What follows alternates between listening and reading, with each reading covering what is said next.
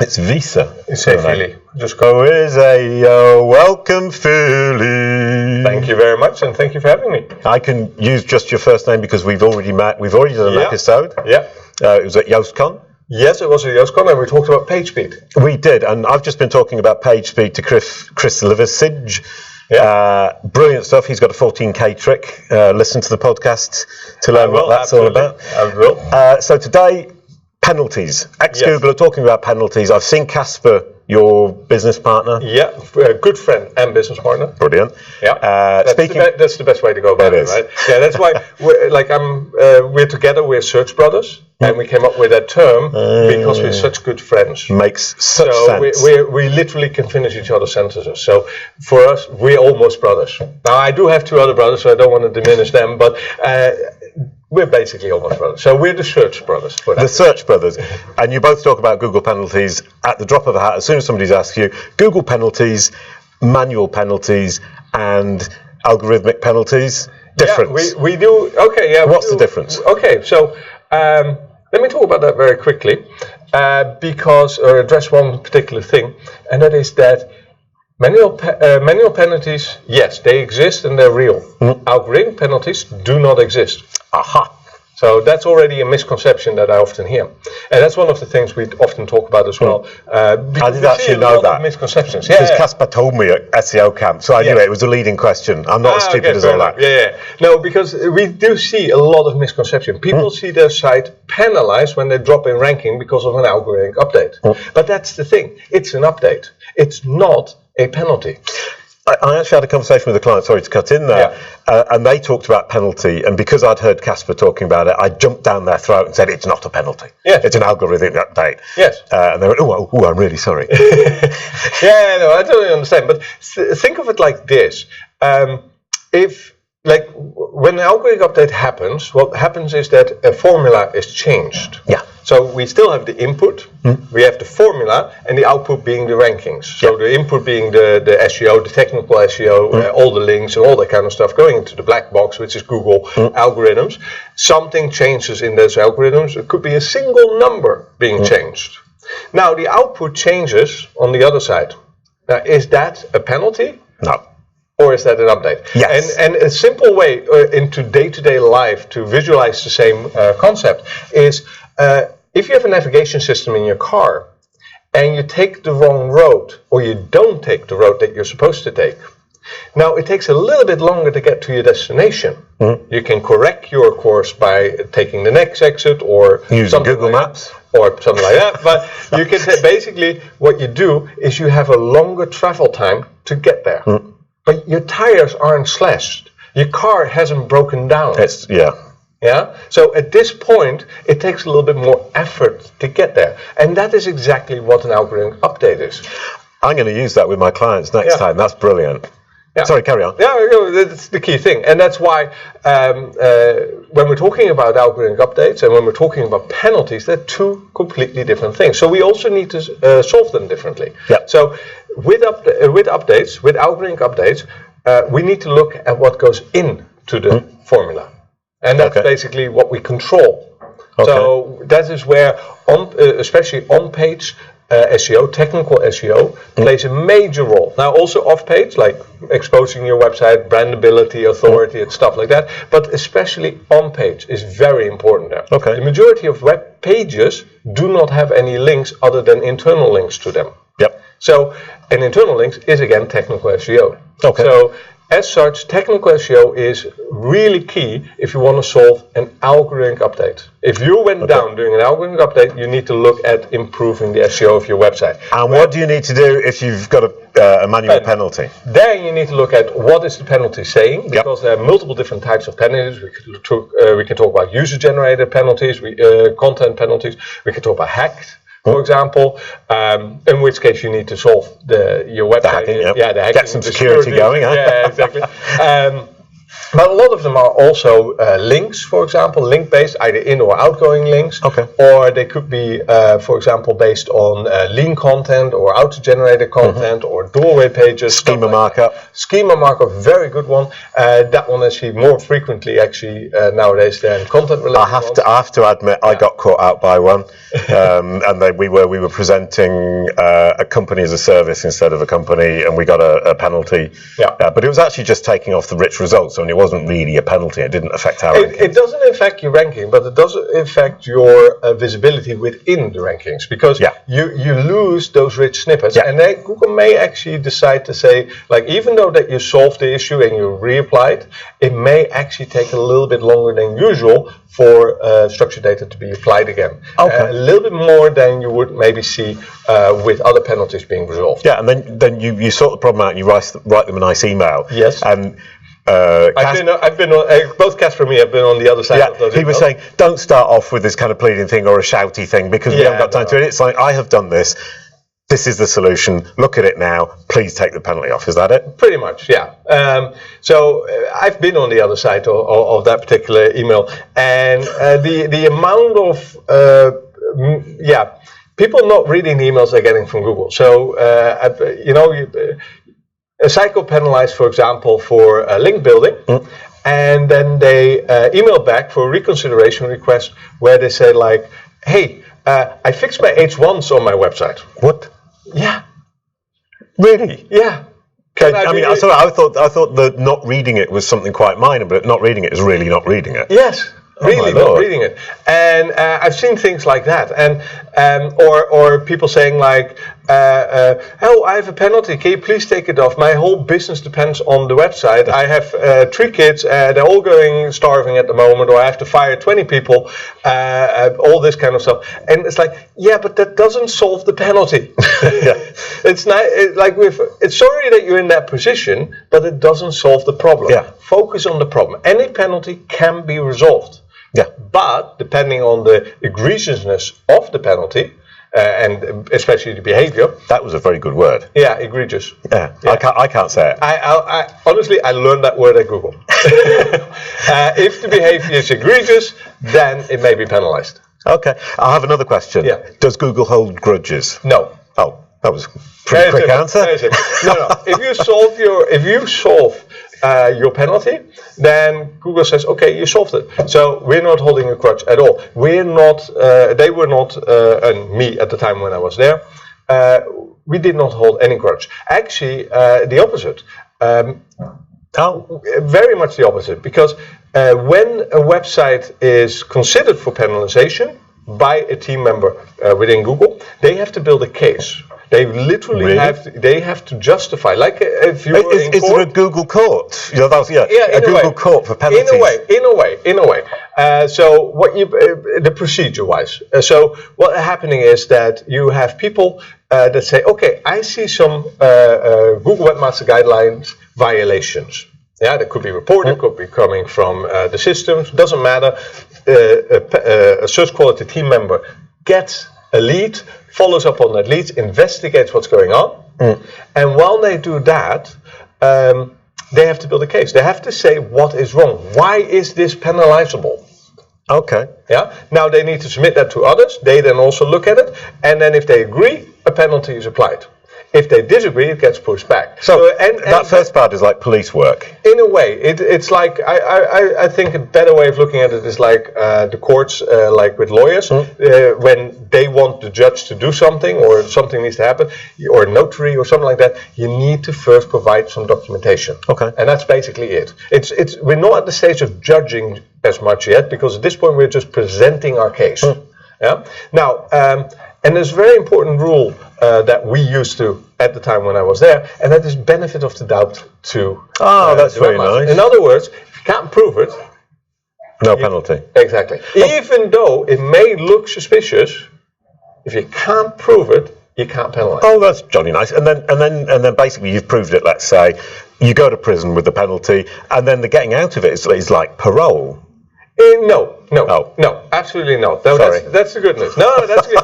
That's why Google doesn't hold a grudge. So when you get out, you get out. That's it. You can start over. You can continue where you was. But the key thing, and that is something that a lot of people also mistake, especially when it comes to link building or something like that, or doorway pages, they will find they're not ranking the same as before. Well, of course, because they will.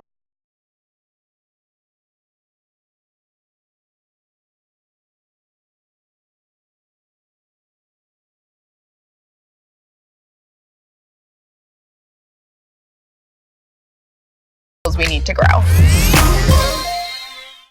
Hello, how are we all doing after lunch, all right? I like the energy in the room. Okay, so first of all, I'm really sad I couldn't convince MailChimp to do a Mel Kimp serial style advert there, but there we go. So a few things. I'm going to give away some more t-shirts for the t-shirt cannon. Who saw this earlier, or were you in other rooms? Okay, so you haven't had the disappointment of where it went wrong earlier.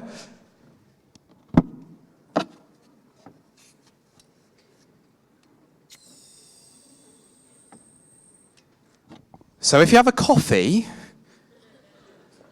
hold it close or far away. That's the other option. So we'll see how this goes. We'll go for the middle first. Oh, blimey. Did someone catch it? It's probably the wrong size, sorry. Okay, I'll do another one.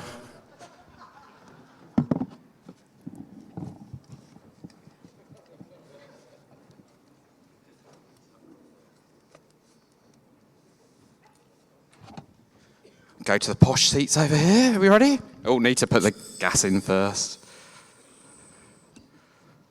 Oh, blimey. Oh. Made a good noise though, didn't it?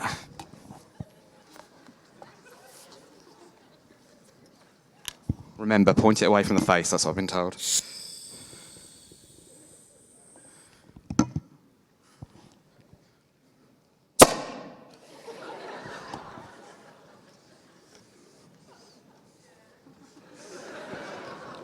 Last time. Because you definitely want this more than knowledgeable SEO talks, that's for sure, right? Oh, that one did work. Second row, good effort there. Okay, so I'm going to welcome to the stage our first speaker in this really interesting session we've got coming up around competitor research. And this session is titled Competitor Analysis, a Structured Approach, and it's Paola. If we could give her a big round of applause, everybody. Some fans in the house as well. Good afternoon, Brighton. Last year, I was asked by one of my favorite clients to do an SEO competitor analysis. And as you might have experienced before, there's a universal way to go about this. You don't know exactly where to get started, what to prioritize, many different black holes to get sucked into. You don't know exactly how much to dig into any specific task you're going into. But my client had a very specific question. They were interested only in the Japanese market, which I thought, this could be fun. And they wanted to know all about their Japanese competitors. But they also added, Paola, we really want you to focus only on our Japanese website. Really? So I kind of thought, well, maybe I lied. And I went back to my LinkedIn and I checked, and there it was. There's Japanese as one of my languages. And now I have to explain this to the Still and to the client. Just kidding, it wasn't there. I don't speak Japanese, right? I'm no Mr. Suzuki. If you saw him presenting this morning, he can nail the Japanese, he can nail the SEO. Me, only the SEO, hopefully. So here it is, English, Italian, a bit of Spanish. Spanish is a lie, all my Spanish is in Italian. So I also started thinking, well, why would my client want to do a competitor analysis anyway? And if you've never done one before, here are some of the reasons. Well, competitors are outranking you, or you used to be the winner, and now you're not anymore. Or you just expanded in a new market, and that's what my client was worried about, and you don't know how you're doing. Or you're worried about very few specific competitors. So I thought, I have tools at this Still I can use. I have smart people I can ask questions to in case I don't know how to do something. I have methods to go about this, so I can do it. Now, I had to come up with a structured method. If you're wondering why, well, obviously, I couldn't nail the language. So this is a method that works for every language. It also works in every industry. It works for every website size. Because I couldn't read this, right? But I could read numbers, I could read graphs, and know how to make sense of them. This is also a method that identifies weaknesses and opportunities. Now, there's a second part to this, which focuses on solving problems. This is anything about, like, for example, SERP analysis, feature snippets. There's been a lot of presentations about this morning, so I couldn't focus on and include it in this because Kelvin would drag me down. So I will focus on identifying weaknesses and opportunities. This includes 4 major steps, starting with tracking your keywords on a rank tracker, analyzing ranking results, doing some content outreach opportunity. This includes checking your backlink profile, but I promise you we're not going to build any disavow file. That's really boring. And topic searches and trends. Now, one of the things I want you to remember is that you want to follow these steps always in the order in which they are listed. And the order is very important because you don't want to miss any important data that you might find out too late in the game and you really wish you know about it way before. So, starting with tracking keywords. Now, for this, you'll need a list of keywords that you're targeting. You may already have this, or you may have to ask this to your client. In my case, I had to ask to my client. And I was handed a list that looked a lot like a menu in the local language of the restaurant. I can nail the Italian one, menù del giorno, i nostri antipasti, this is great. But no, I'm doing this in Japanese, I don't understand it, but if I did, one of the things I wish I could have done was categorizing my keywords. And by that, I mean categorizing them by the page that they're targeting, the topic, whether they are informational keywords or transactional. Now, I'm dealing with Japanese. This is not the actual client. It's just an example, and it's an e-commerce website in Japanese. Now, I thought, well, I can use Google Translate and try to translate on page. And when I do, it does some translation. It translates the main nav. I can kind of find my way in different pages. And I get to a brand page, which I know is a brand page because it's in English to begin with.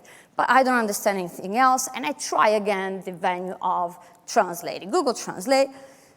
Turns out Google only translates what's on the HTML of the page. It won't translate anything that's on a picture, which is bad for SEO anyway.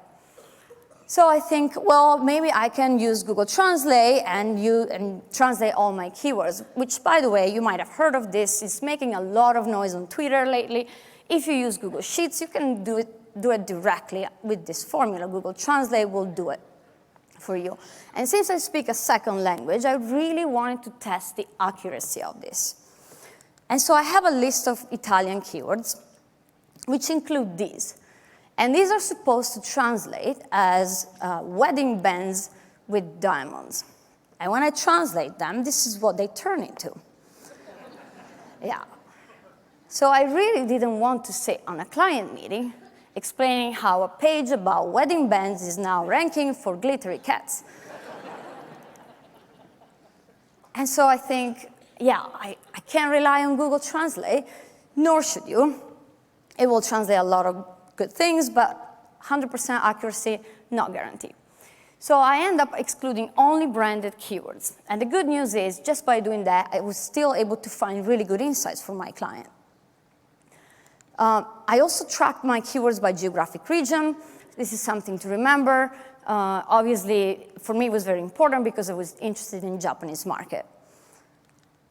Now, I wanted to analyze rankings. And here, I had 2 very specific goals. I wanted to find out who all the organic competitors were because my client, or I, had an idea of who we were ranking against, but who we were actually ranking against might have included players that we didn't consider. I also wanted to find out how much traffic competitors were getting. For this, I used a simple calculation. I multiplied the search volume of each keyword by the click-through rate based on the position at which each URL is ranking. I put my data on a beautiful table, but what I showed my client was a visual picture of how often they were ranking for the keywords that they were tracking and how much traffic they were getting. And this is the actual graph I showed them. Now, one of these is not a competitor. One of these is my client. and they happen to be at the bottom of this list. Now, this is not good news, but I'm doing this in a language I don't understand for a website with a language that I don't understand, and I can still tell them pretty good insights. They're targeting a list of keywords that they're not ranking for. They're not getting any traffic. I was also able to tell them that these two big players didn't have very much to do with the industry. You can think of these as the Amazon or the Wikipedia of Japan. They will rank always. There is no way that we can beat them at this point. But we can focus on all the competitors in the middle. These are the guys that are taking money from my client. These are the guys that moving forward in every other step of your competitor analysis, you have to check what they're doing and what they're doing better. Now, at this stage is also where I was able to do some keywords to URL mapping. So if you haven't categorized your keywords before, this is where you're able to do it. I can't go too much in detail on this because I don't have time, but one of the things that I want you to remember when you do this is to think about whether the pages that are ranking for the keywords that you're targeting can rank for them, and if they can, should they? What I mean by that is, what is the search intent of those keywords? Who is a better option? Who is a better result for those keywords? And how can you make your page more suitable for them?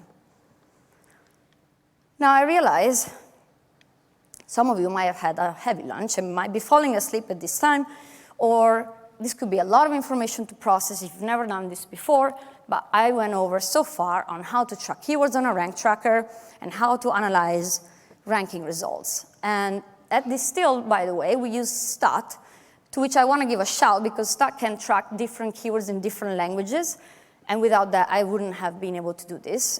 Different rank trackers might be able to do that as well, but you might want to consider the fact that a rank tracker that can handle multiple languages can go a long way. Now, content outreach opportunity. This is your opportunity to be your best stalker, but for the right reasons. Here is where I wanted to compare the backlink qualities. And I know some of you might be thinking, Paola, just compare the domain authority of all the competitors and call it a day.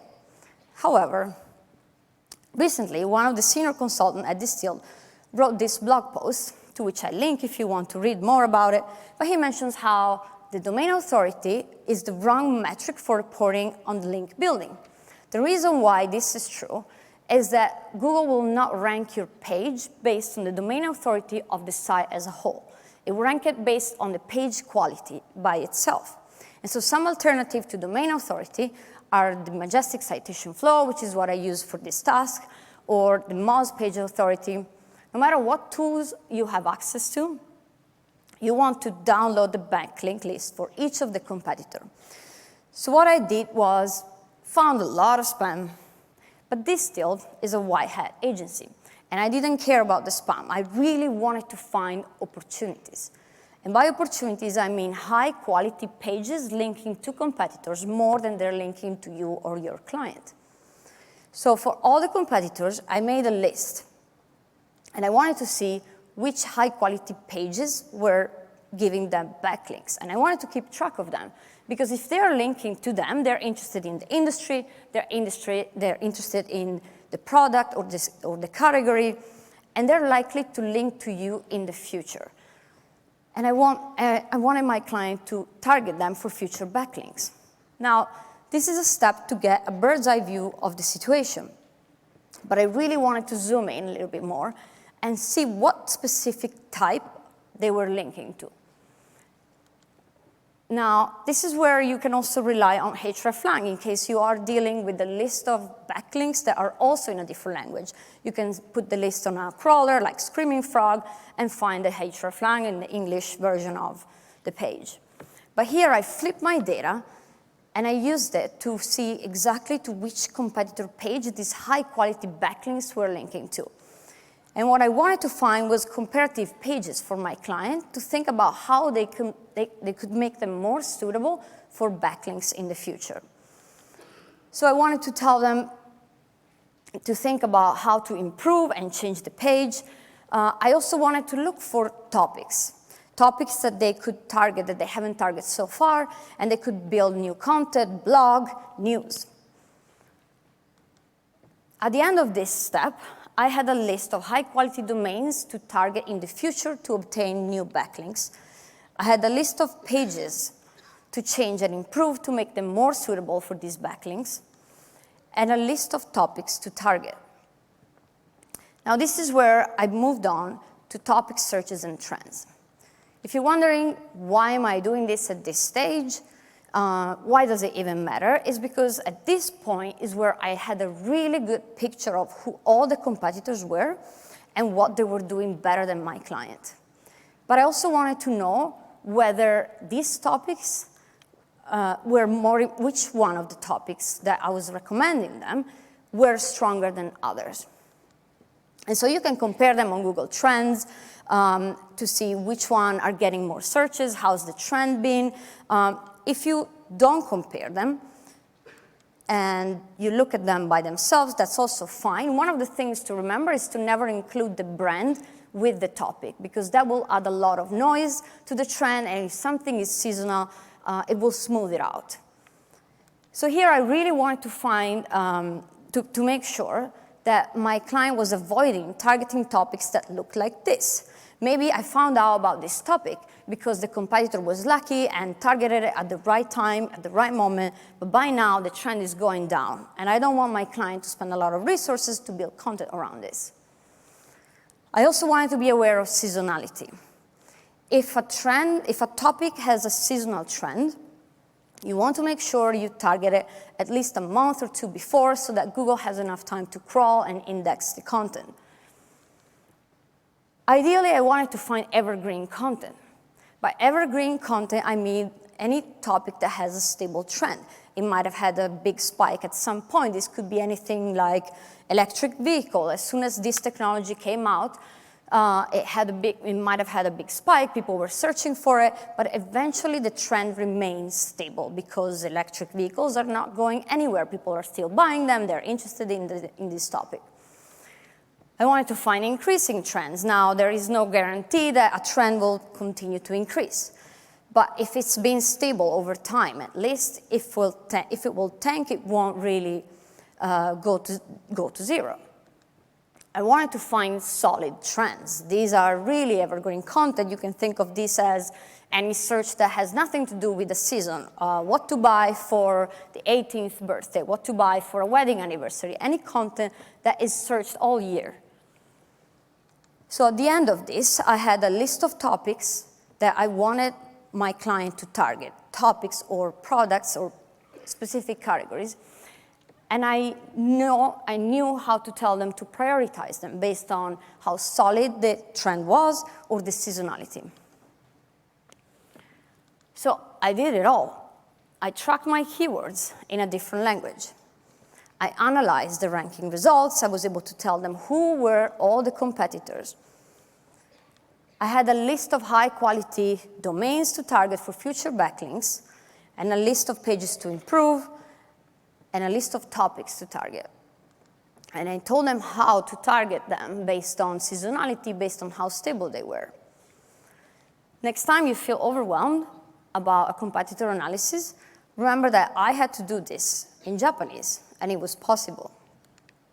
You have tools, you're all smart people, and you have methods to do this. So you can do it. Always start with this list in the order. Thank you. Excellent. I really enjoyed that. Some really good presentations today. You may have heard this before, but it's worth saying we will circulate the slides afterwards. Most of the speakers will be sharing them on Twitter, like immediately or very soon after their talk. Those who don't will try and corral them all together and send an email. It may be a week or 2 weeks before we do that. One thing I want to mention as well is I'm sure many of you are thinking, who makes these lovely red shoes that Kelvin's wearing on his feet? These are FitFlops. The reason I mention that is because they're doing a really great competition with us today. So if you've randomly found a single flip-flop made by FitFlop around the venue, that means you can exchange that for a pair of shoes of your liking. They're all very, very comfortable. And that's great. But that's not what I'm up here to do. What I'm up here to do is introduce our next speakers. This might be a bit of a departure from some of the printed agendas that we have, because Lana has very kindly stepped in to replace Rachel, who's not feeling, she's not very well. So we have a big round of applause for what is a really, really interesting talk about killer competitor content research and strategy. Thank you, everybody.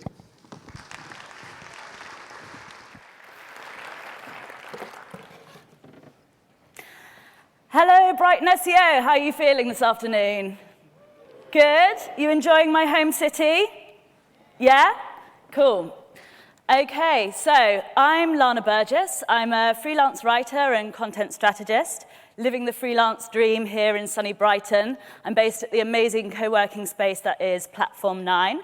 I work with brands and publications that want to grow. My specialist areas are healthcare, diversity, marketing technology, and career development. And over the last 4 years, with Rachel Finch and Allegra Chapman, I've helped to grow Brighton Digital Women.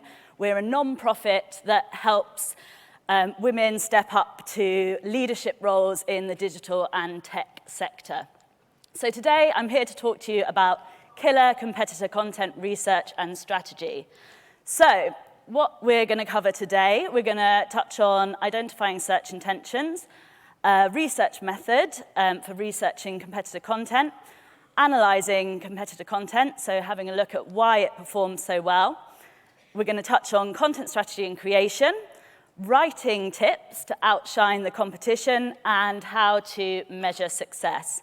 So just starting off then with identifying search intentions. So I'm just going to take you through a little kind of mind mapping method that I use before I jump into looking at tools to identify search intentions. So how do search intentions evolve? Well, if you want to really get into the kind of mindset of your audience and kind of brainstorm out those search intentions, if you think about the trigger events that happen in their lives that trigger a need that relates to your product, and then think about how that need develops into a search intention. So for example, a trigger event might be someone is planning a holiday to Thailand. Their need might be, okay, I'm probably going to need to get vaccinated. And then the search intention that can develop from that is, okay, vaccinations Thailand. So to really get to grips with the sort of long tail search intentions that your audience might be searching for, rather than just going for the kind of really obvious keywords in your industry, mind mapping using that kind of thinking process across the buying cycle is how I start out with this.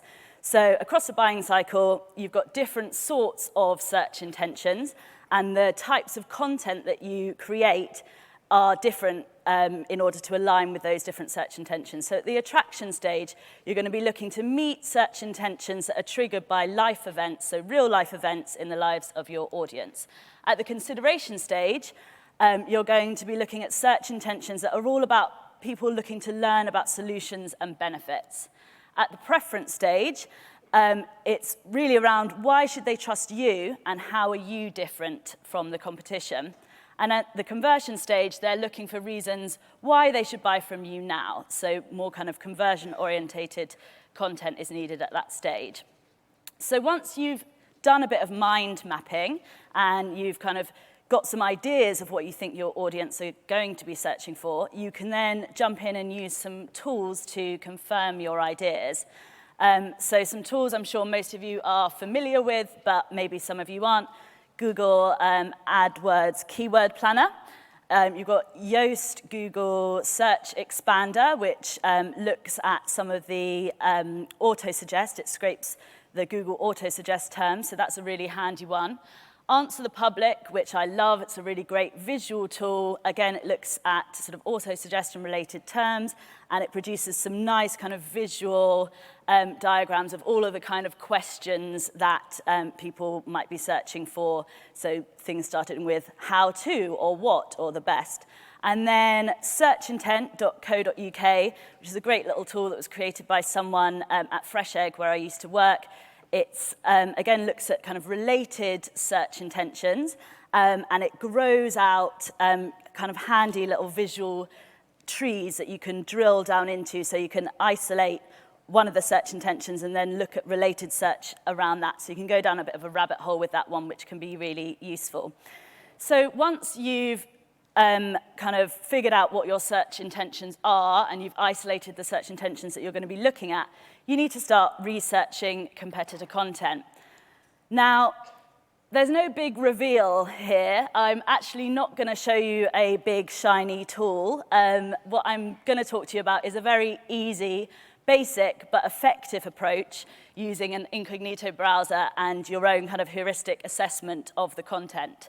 So, in an incognito browser, go to google.com/ncr, set the country that you're looking at, type in your search intention, your query, and then manually analyze the top 5 results in the search results. So, when you're analyzing those top 5 high-performing pieces of content, you need to be asking yourself, why does this content perform so well?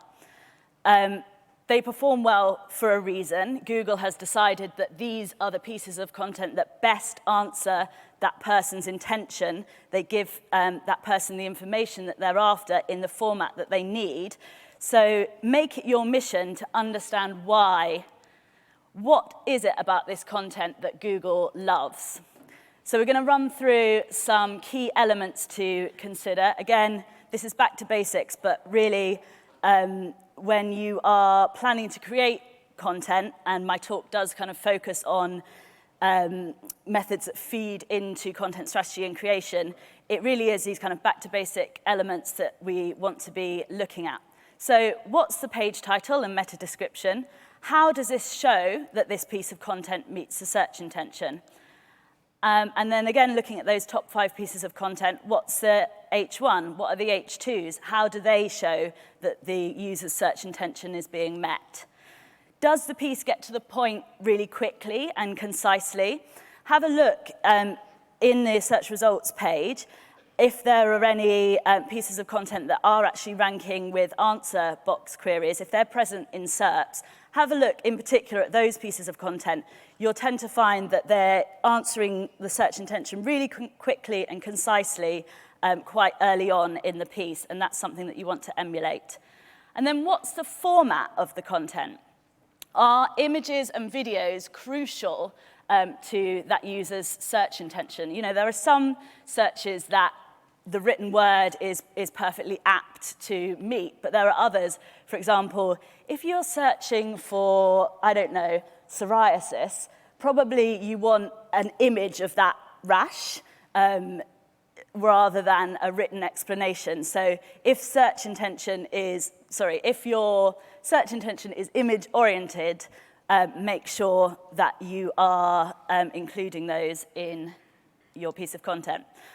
And then the other thing to look at is what is the actual informational content there. Identify all of the key points covered in those top 5 pieces of content, because the content that you're creating needs to cover all of those points and more. And then what's the tone of the content?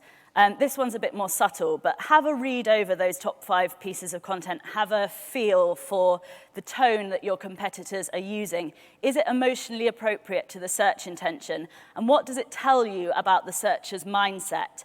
And this can then kind of inform the sort of tone that you might be using if you're looking to outperform those high-performing pieces of content. So then feeding into content strategy, planning, and creation, you can use the early on bits of research that you were doing around the search intentions at the different stages of the buying cycle to form your content pillars in your content strategy. I'm not going to sort of do a deep dive into content strategy now because that's another talk entirely, but it's just useful to think about grouping those kind of areas of search intent into your content pillars, which you can then either, your content pillars might be like very literally represented on your site in your blog as different categories, or they could just be something that you sort of use in your content strategy and your planning system to know, okay, these are the groups of intentions, these are aligning with the different objectives that we're trying to hit. And then some of the search intentions that you've identified in the kind of tool part of that research piece, you can actually feed those very directly into your sort of content calendar and your planning, especially like using some of the questions that come out of Answer the Public. Some of those are like ready-made blog titles there for you, so make sure you feed those into the content that you're planning. And then the analysis piece, so all of those questions we've been asking about, why does this content perform so well? You can feed those into the content briefs that you create for your freelance writers. So here is just a kind of quick example of the sort of brief I like to receive from clients, or I like to create for clients if I'm doing the strategy side of things for them. So a good brief for a piece of content should have a suggested title, the search intention that you're aiming to meet. So you might have the sort of primary sort of keyword or phrase that you're aiming to meet the intention behind. Suggested H1s, H2s, H3s. You can suggest these in the brief, but it may be that you actually give the writer some flexibility around that, but give them some guidance. The key points that you want to cover, the tone, the searcher's mindset, any kind of personas that they're aiming to resonate with, any formatting considerations, key sources, and what you want your call to action to be. So where are you driving them to next? Now we're going to run through some writing tips. So how can you write to outshine your competitors? So do you guys want to write killer content that outperforms your competitors in SERPs? I'm guessing that the answer is yes. So first of all, as a writer, interrogate the brief that you've been given. What search intentions are you targeting and what happens next? If a client's giving you a brief and that isn't clear, query it with them, because you need to know that as a writer doing your due diligence to ensure that you're creating a quality piece of content that's going to outperform their competitors. So do your own search intent research, have a little look at the competitor content yourself using the methods that I've discussed, and plan a piece that does everything that those top 5 pieces of content do and more. So just going to run through very quickly 11 ways to write better content than the competition. So first of all, meet search intentions faster and more concisely than your competitors do. So that's all about trying to rank for those answer box queries. Tell your readers exactly what you'll cover. I like to see a really good introduction that draws the reader in and tells them what's going to be covered. Write for a lower reading age than your competitors do. It's not dumbing down. Smart writers write simply. You want to make it absolutely effortless for the reader and improve readability and make it super clear to search engines as well what the content is about. Use an even clearer structure and formatting than your competitors do. So if you see that they've really nailed their H2s, but they've got these massive long blocks of bullet points with loads of information against each bullet point, and it's just like, wall of text. Stick in some H3s, make sure that you are using the formatting that they're doing well, but taking it one up, doing it even better. Give clear definitions of any key terms that you're using. So anything that the average reader isn't going to instantly understand, make sure that you define that. Expand on the topic as you progress through the piece. Let your brand voice really shine through, have some personality in your writing. Use more authoritative primary sources. Don't just reference another blog that references a statistic, because if you're actually going to the direct source and referencing the original piece of research that statistic has come from, that's going to work much better for you. Quote experts and include social proof if you can. Link to related content on your site. Tell readers what to do next, so don't just leave them hanging. Make sure that you're creating a good onwards journey with your brand with a strong call to action. And then measuring success. Now, this one is probably a statement of the obvious. I'm sure you're all aware of this, but make sure that when you're creating your content strategy, producing and publishing content, that you are measuring that against SMART objectives. So it could be that you are particularly interested in how average search position is improving. It could be that you're looking at organic traffic to your site. It could be that you're very conversion oriented. Whatever your objectives are that align with the kind of overall business aims, make sure that you have those SMART objectives in place. You've benchmarked your content before you start publishing new bits, and that you're measuring and reporting on that regularly and seeing what you can tweak, what you can improve to improve your results. And then here's a little case study for you. So my client, Learning People, offer career development online courses for the tech industry. Now, they identified that there were some search intentions around women in tech and some other long-tail terms that were not being met effectively by their competitors. And they decided to work with some freelance writers on several series of content. Each series addressed groups of long-tail search intentions around specific topics that are relevant to their audience. And I was commissioned to work on their Women in Tech series. So I wrote a series of articles using the competitor content research and writing process that I've explored with you today. And this is a lovely graph showing the kind of 80% growth in views of their blog over the last year. I can't claim credit for all of this because I've only started working with them very recently, but this is just to show you the kind of effectiveness of their strategy targeting those kind of long-tail search intentions that their competitors were missing out on. So that's all I had to share with you today. Thank you very much for your time and your attention today, and have a fabulous rest of your conference and enjoy a drink after. Thank you. Thank you so much, Lana. Huge fan of the work that you've done with Rachel and Allegra. Really great positive influence on Brighton as a city, which I think is a half-decent place, hopefully you'll agree. Okay, so on to our third speaker in this session on competitor research. Now, this is a slightly different approach to it, taking a little bit more of an e-commerce, e-tail angle on it. If we could give a big Brighton SEO welcome, please, everybody.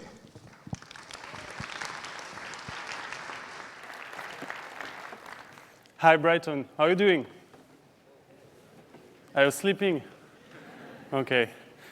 So, I'm Alexandre. As you will hear, I am French, so this is my first talk in English ever, and I begin with this kind of stage. So, I feel pretty much like a rock star now, and like a puppy in the top of a slide, you know. So, let's slide together. We are going to talk about how to build an e-commerce content strategy based on SERP and competitive analysis. So this is a pretty much different approach, but with the same results. Quick introduction. So I'm the co-founder of SEO. We are an SEO tool. And we are part of Webedia. It's a big company in France. So we are the #1 company in terms of user per month. So I am also speaker and organizer at We Love SEO, so I used to speak in French. And by the way, I was back in 2010 Barbecue World Champion, so I pretty much know the gardening world and the barbecue world. So today, let's see how we can optimize or start, because this is more a use case where we started an SEO content strategy based on SERP and competitive analysis. And you will see what I mean by new content strategy. Let's say that there's a lot of ranking factors, actually. And sorry for the guys that are producing this kind of content. It's really interesting for SEOs, but this is really useless when you want to use it for your own company. Because the ranking factors are for like large verticals or a lot of different categories, And it is not always the same factors that you can use to produce content or to analyze your competitors. So you need more specific analysis. And I think we cannot use these ranking factors to develop and to optimize the content strategy. So when you ask the SEO professionals, they are responding with the ranking factors. And when you ask Google how to do my content strategy, they reply that. So it's pretty much a draw, I think. I'm not sure. Let's see how we can be awesome together, by collecting what Google can provide to us, The current e-commerce content strategy are, most of the time, okay, I'm going to add content on my hub pages. I'm going to add content on my product pages. Okay, but that's not enough. Okay, I'm adding filters and facets to have more content, more products to be indexed in Google, but that is not enough. I am working on my internal linking, and sometimes I'm adding a couple of pages with inspirational or guide to help my clients choose the products or use the products. Let's build something a little bit new or add something on top of that. First of all, you have to know that every time we are building or working on such a strategy, the client is coming and say, okay, I want to reach the sky, but with a bike, So I always say, you need time. And you need time because you will need time to produce the content. You need time, to compare the products with the market. So time is the first thing you need when you want to start and improve your content strategy. The second thing is money. You need both time and money to optimize your content strategy. Maybe you already know that, but it's quite important to say it again, because you will see that you won't have this kind of results, I will show you, if you don't spend a little bit of money and a lot of time. So today, Google is pretty much showing us a lot of different information in the SERP. It helps us to know the intent of the queries. So Google is doing pretty much the whole job. So let's see how we can use it to produce content and to be sure that we are giving the search engine what he wants. How we can do that? You see the two previous conferences, so you have the first steps. The first step is to build your keyword list. And when you build your keyword list, be aware that you have to clusterize everything. You have to do a lot of categories and subcategories. This is really important because you will need to produce specific content for each category. And you will see that the SERPs are not the same on all the categories. And this is really important because the content and your templates and what you're going to produce and what you're going to put online is not the same, even on the same website. Okay, you can have a lot of categories with a lot of different SERPs results. So you have to build. You can use a lot of tools to do that. There is a lot of keyword tools that you can use to clusterize and to go and check the keywords.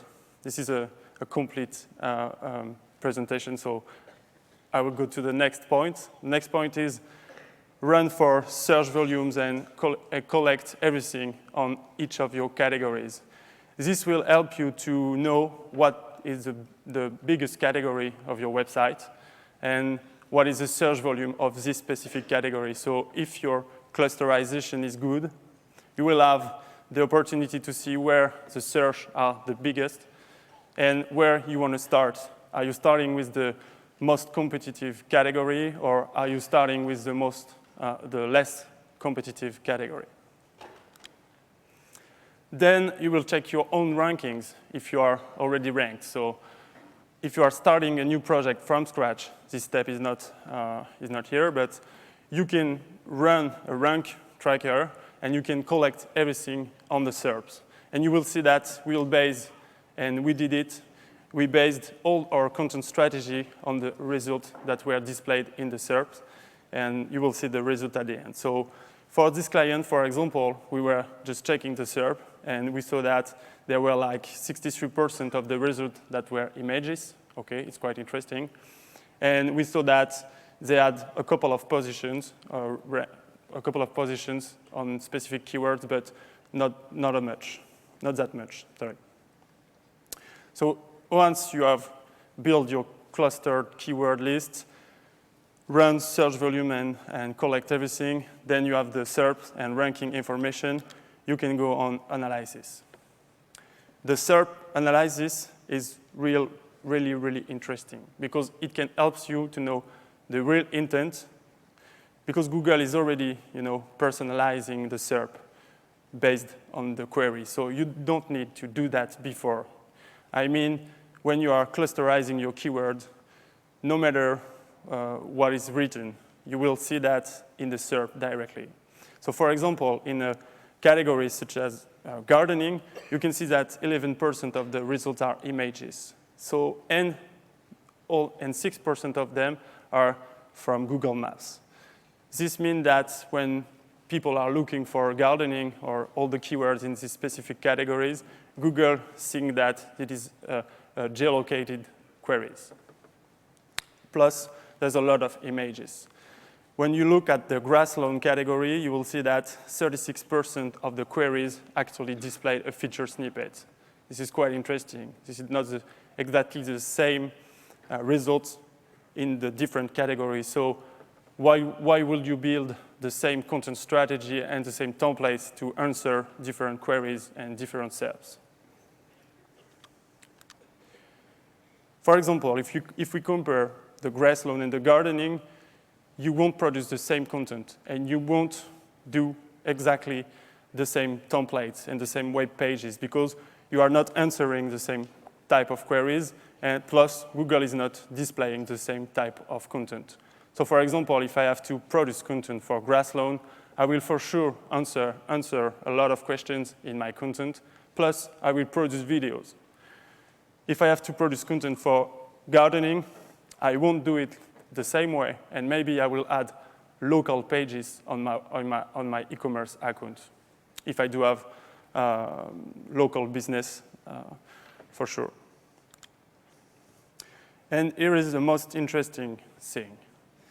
When you analyze the SERP and the competition, you can see what kind of competitors are using what kind of content and where they are ranked in specific universal search and featured snippets, or people also ask.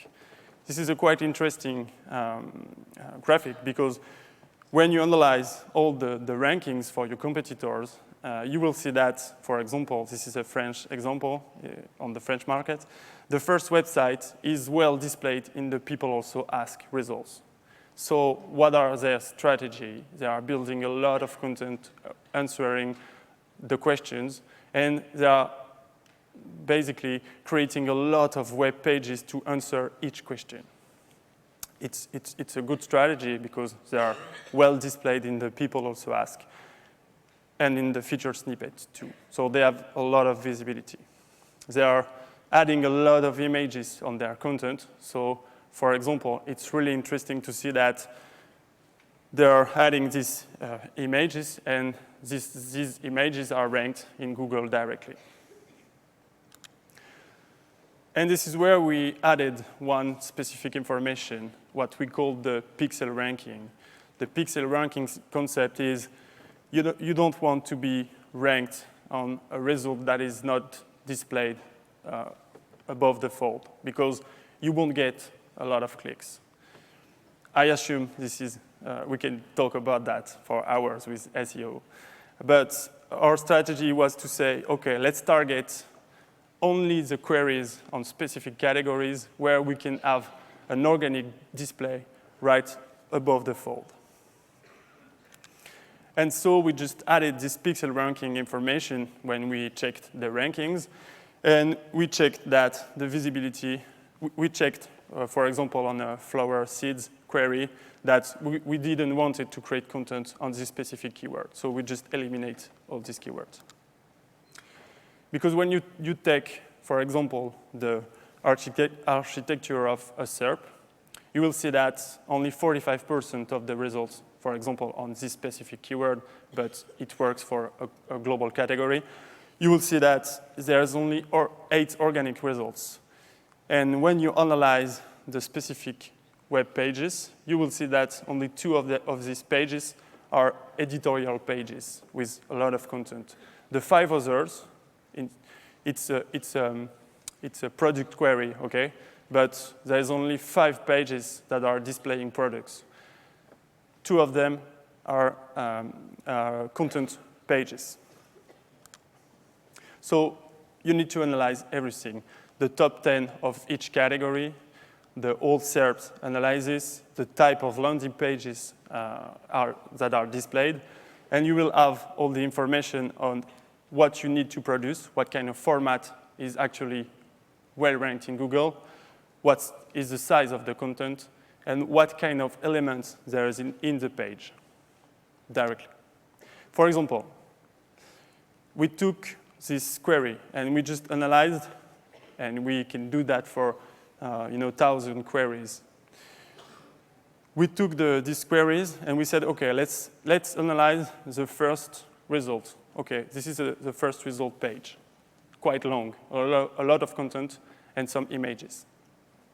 Plus 12 referring domain and are pointing directly to this specific landing page. We took the second result, quite long page, a lot of content. 2 referring domains are pointing to this specific page. There's a lot of images, and there's bullet points in this landing page. Plus, and the third landing page has pretty much no content in it. So it's a nub page. It's ranked 3, okay? So when you analyze that for each of your keywords, you will have something like ranking factors on a specific category where you already know the SERPs and you know what is the size of your competitor, what is the size of the content of your competitors. Then you will have to produce content. And so I saw a lot of strategies and insights before. Mine is really simple. So you already have your keywords, okay? They are clusterized.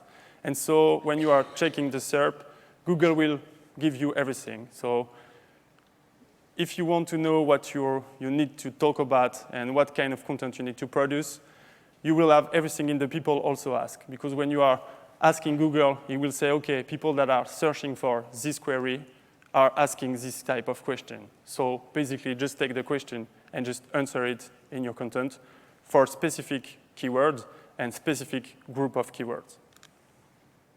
Then I will talk again about the intent. The intent is directly in the SERP, but when you produce your content, you have to be aware that you need to help the client choose what kind of product he wants to buy. You need to help him to compare with other products, and you need to help him choose what product he wants to buy and where he wants to buy it. So basically, when you know the question people are asking, then you can split your content and create specific pages to help your customers or your clients choose, compare, and buy. Add a lot of information, and you can split the content because, for example, you can create 3 different pages talking about the same product and the same category to be sure that you will rank maybe 1 or 2 or 3 pages on the different keywords. So at the end, when you are building your template, most of the time you are using a CMS. So you are using the product pages, the up pages, and sometimes you are creating new content. For this client, for example, we just created something simple like that.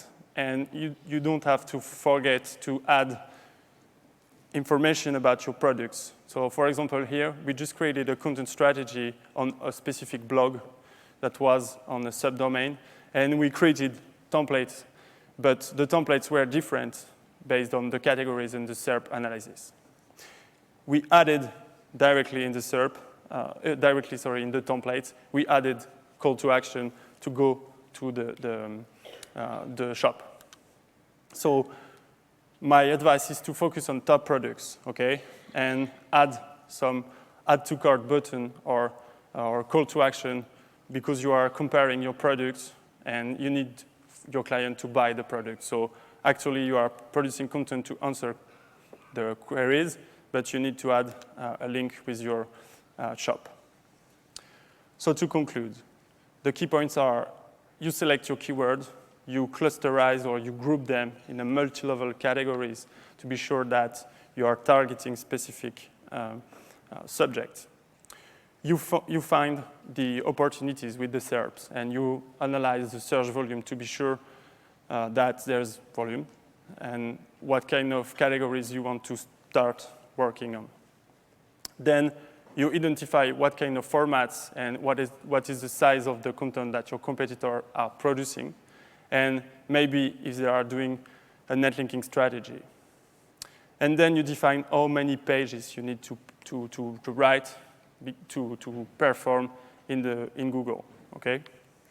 And then you write the content and you track what you are doing because you already have the keyword, so you are tracking your visibility, your daily visibility, and you will see if it works and if your content is ranking on the specific queries you are targeting. This is a use case we did last year for a big client. We started from scratch, and we used this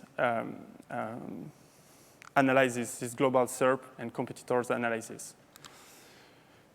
This is a DIY e-commerce client. We set up the project on 12 months. And it started in January, it ended in December. We produced like 1,200 content, so it's a lot of content. This is why I said you have to have time and you have to have a little bit of money because we were producing like 100 content a month on the specific categories, 35 categories. And we integrated content in it. And this is the result. The result is we started from 0 to 36K session a week. We reached 780 sessions a year. Sorry, I have a problem with numbers. And 70% of the sessions were from organic search. So, and it's added 16% turnover for our clients. So it was really, really happy to build this content strategy, and I hope you will now be able to do the same with this information. Thank you very much.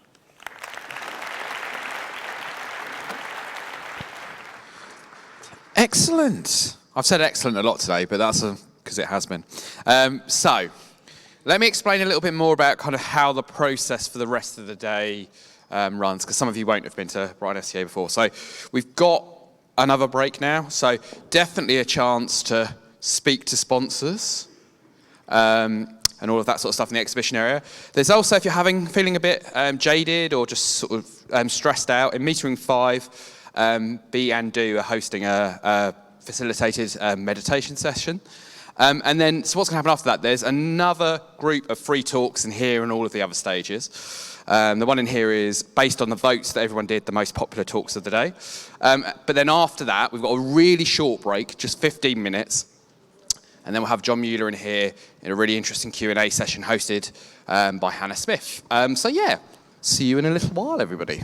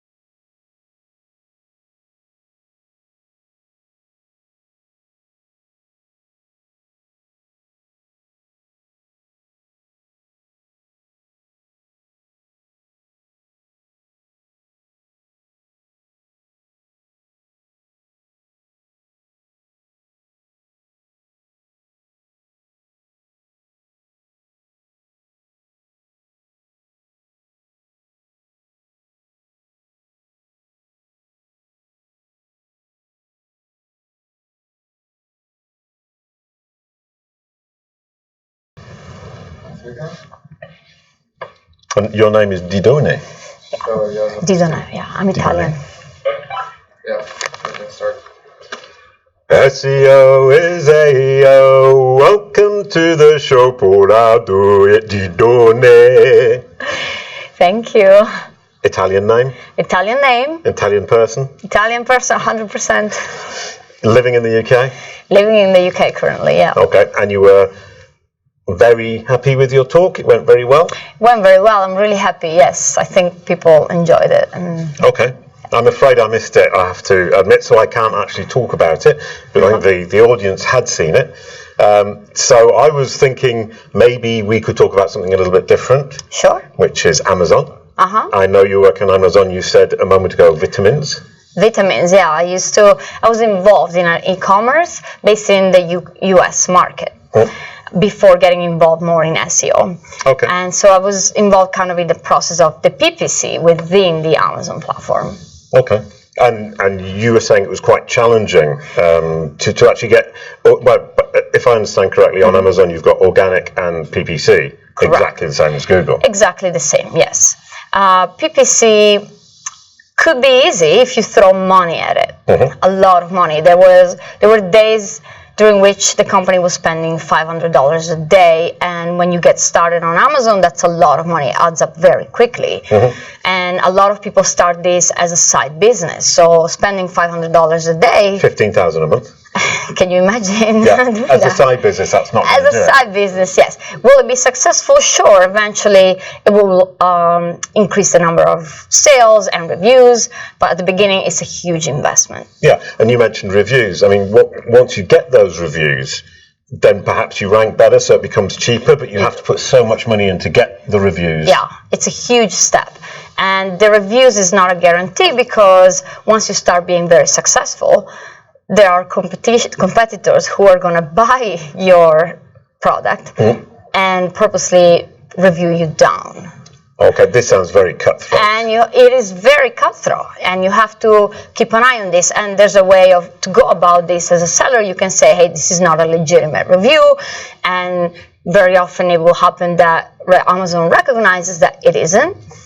But it can also say, no, there's nothing wrong with this review, and all of a sudden your star rating is going down. And when that happens, you can think about it as a customer. You don't want to buy a product that has 3 stars. Yeah, if you can buy one that has 5. And Amazon won't rank you if you've got 3 stars, because it wants to show off the best of Exactly, what it has. Exactly. And not only won't rank you, but Amazon can do this very easily. They can, if they see a product that's very successful, they can replicate it and do it and brand it under Amazon Basics. So it's double cutthroat. So yeah, it's... So your competitors are going to cut your throat, and then Amazon will cut your throat if they don't. It is very difficult. Okay, so you've got this enormous barrier to entry, which is cost. Once you get up there, your throat is being cut by your competitors or by Amazon. That's all the PPC stuff. The organic stuff? The organic stuff is good if you have a brand that's already established and people know about you, and you have to work on the site for it. You have to build your own site, build the social media around it, so that people are looking for your brand because they recognize you and they know you. And then so on Amazon, brand searches are what's going to sell. It will search. It will sell for sure. Yeah, so brand searches is where you were aiming for, because organic ranking for generic terms is very, very difficult. It can be quite difficult unless you, again, throw money at it. But for organic, you can't pay. But for organic, you can pay. But however, you could rank for, like with Google, on PPC, you have your ad up there, and then you also come in the organic results because your stars went up, and Amazon can be like, this is our top choice. Okay, and basic Amazon are going to put you as a top choice because you sell, and what they want to do, just like Google, is get their users through to the conclusion of whatever it is they're trying to do. Exactly, they're trying to match the intent. Yeah, and quicker they can do that, better they're doing. They're making money, the user's happy, and we'll come back to Amazon. Exactly. What can you do to help Amazon fulfill that need as fast as possible? Fulfill the need of the user. One of the things you always want to keep in mind when you're trying to build a product that has your own brand is find what your competitors within the same space are doing that you could do better. So check out the specific reviews and what are people complaining about that you can perform better, and focus on those little things because they make the difference, and users are willing to leave reviews, especially in the US market. It's a market very much customer service and it's very review driven. Very much. People believe in the review system. They want to... It's like believing in Peter Pan. It doesn't exist, but we like to think Okay. Yeah. No, sorry. But I mean, in the UK and in France, at least, I live in France, is people just go, no, reviews. I mean, we half believe in them, but we keep criticizing them. But in the US market is very important. And if you have a system where you can automatically basically send an email after you sold the product saying, hey, you bought our product, can you leave us a review, let us know what we can do better. And people like to do that. And they will tell you. Because in the European market, which is what I really know, it's very difficult to get customers to engage. That can be more difficult, And especially getting customers to say something positive, because they will come and complain, no problem at all. Getting them to actually constructively criticize what it is you've done is very hard. It is very hard. But you can still look at these reviews. There will always be someone saying something very specific. Or you can order the product yourself and check it out and say what it looks like, and say, this is how I can do it better. Does it serve the needs that I think my customer has? Yeah, okay. Brilliant. And Amazon, obviously, the more we're talking about, the more I think, Amazon's very much focused on that last step of purchase.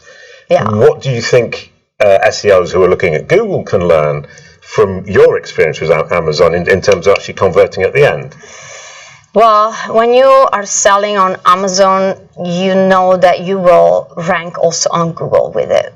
Really? Yeah, a lot of searches, especially for any commercial product. Yeah. If you search for a basic bottle of vitamins, for example, Amazon will rank for it. Yeah. Okay. And it will be one of the first search results on Google. So you've got Google as well, so you might as well just do Amazon and forget your SEO. I wouldn't say that. Do not quote me on that. No, you can quote me though if you want. Sure. But if you are an Amazon seller, you have to think about, I could rank on Google with my page if I do things really well. Okay. I mean, so having an Amazon seller is a really nice way to rank on Google for the generic terms. It will be faster than if you build a site. Okay, and so we're actually moving more and more towards, I mean, this is yet another indication that investing in websites, which is something perhaps we should be doing less, which is something Aaron Bradley was saying. Jonah Alderson is kind of following that idea, is saying we're getting less and less clicks through from the SERP. More and more people are buying on Amazon. Yeah. The website becomes semi-redundant. Or is that too much? Monopolized? Antitrust laws? Well, there is always a good reason to build a website. Brilliant. I'm very glad you said that. Yeah, I think it's worth doing. Yeah. That's something I certainly plan on doing, for example, for myself, to put together all the work I've done, like blog or, So I believe it's worth doing because there will always be a niche audience for it, and that's what you should aim for. And you were saying, I think you use your own name. It's you've got your own domain name with your name. I haven't done it yet, but it's something I want to do. I saw it in your slides. That was just a silly example. No, of course. I was wrong. Okay, that was a silly example. Yes. Excuse me. I took it. No, that's fine. I'm very naive. I see it. I think that must exist. Yeah. Brilliant. But so what we're saying there is, if only for branding, do your website. It's brand SERPs, brand searches, get to the top with a really nice website. Yeah. After sales service, wonderful opportunity as well. Informational, but for the actual purchase, more and more going towards Amazon. I mean, yeah, it's easier if you want to sell fast and get those results. Amazon is a faster platform for it. Yeah. I'm going to tell you my pet theory that comes from Arnold Hellemans, who started this theory in my head, and now I regret ever talking to him about it because it was his idea, and now it's stuck in my head. Is you've got Google have got all the path of information, the top of the sales funnel, and then lose the client right at the end when they go over to Amazon to find the cheapest available product. And Amazon have got exactly the opposite, which is informational searches are done on Google, and then people come to Amazon. So one has got the purchase or the sale, and the other has got the informational funnel, and so it's kind of scary. It goes one way or the other. And Google have to find a way to get that the purchase somehow into their pocket, so it doesn't go into Amazon's pocket. Have you got any super wonderful ideas about how Google can possibly do that? If I did, then yeah, exactly. Exactly. Okay, so the answer is it's a really difficult problem. Google are presumably solving it right at this moment as we talk. But it's hopefully a very difficult problem. And Alexa, Amazon have got the problem of not having the information through Alexa to be able to inform people before they come through to the purchase. Is that a reasonable statement? Yeah. Thank you. I'm very glad you agree with that. That's made me very, very happy. So I think that was really, really, really cool. Thank you for talking to me. Of course, thank you. SEO is AEO. Thank you, Paula. Thank you very much for having me. Brilliant stuff. Awesome. I see. Thank you. Yeah, it was a pleasure. Thank you so much for having me. Thank you. That was delightful. I enjoyed. I'm sorry for putting you on the spot at the end, but No, it's fine. I'm like, throw me into the water. No, but it's nice saying if I did have an idea, I would be rich.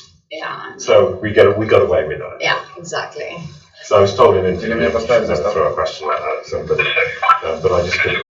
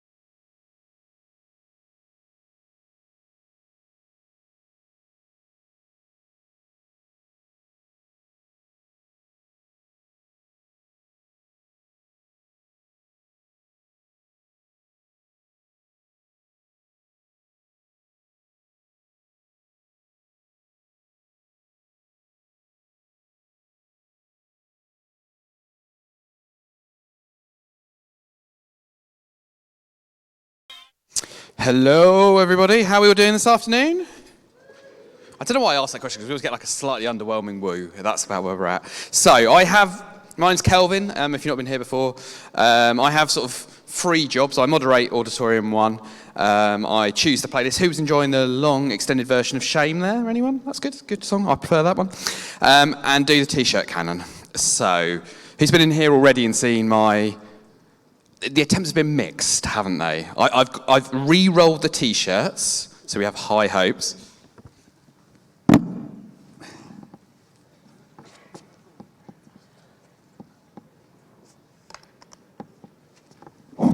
So the disclaimer remains, if you've got a warm coffee, please hold it in your hands. If you've got a cold drink as well that might spill, we'll do that. I'll go over this way, because I don't think I've done many over here today. 200 PSI, okay. Oh, that actually went. Casual one-handed catch there. I like that. I've got 4 this time.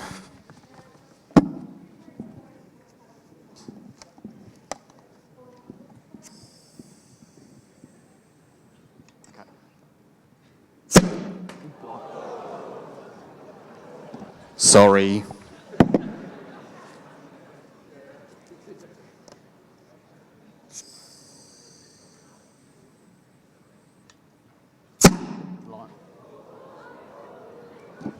I'm not going to risk one more. Someone in the front row can have this one.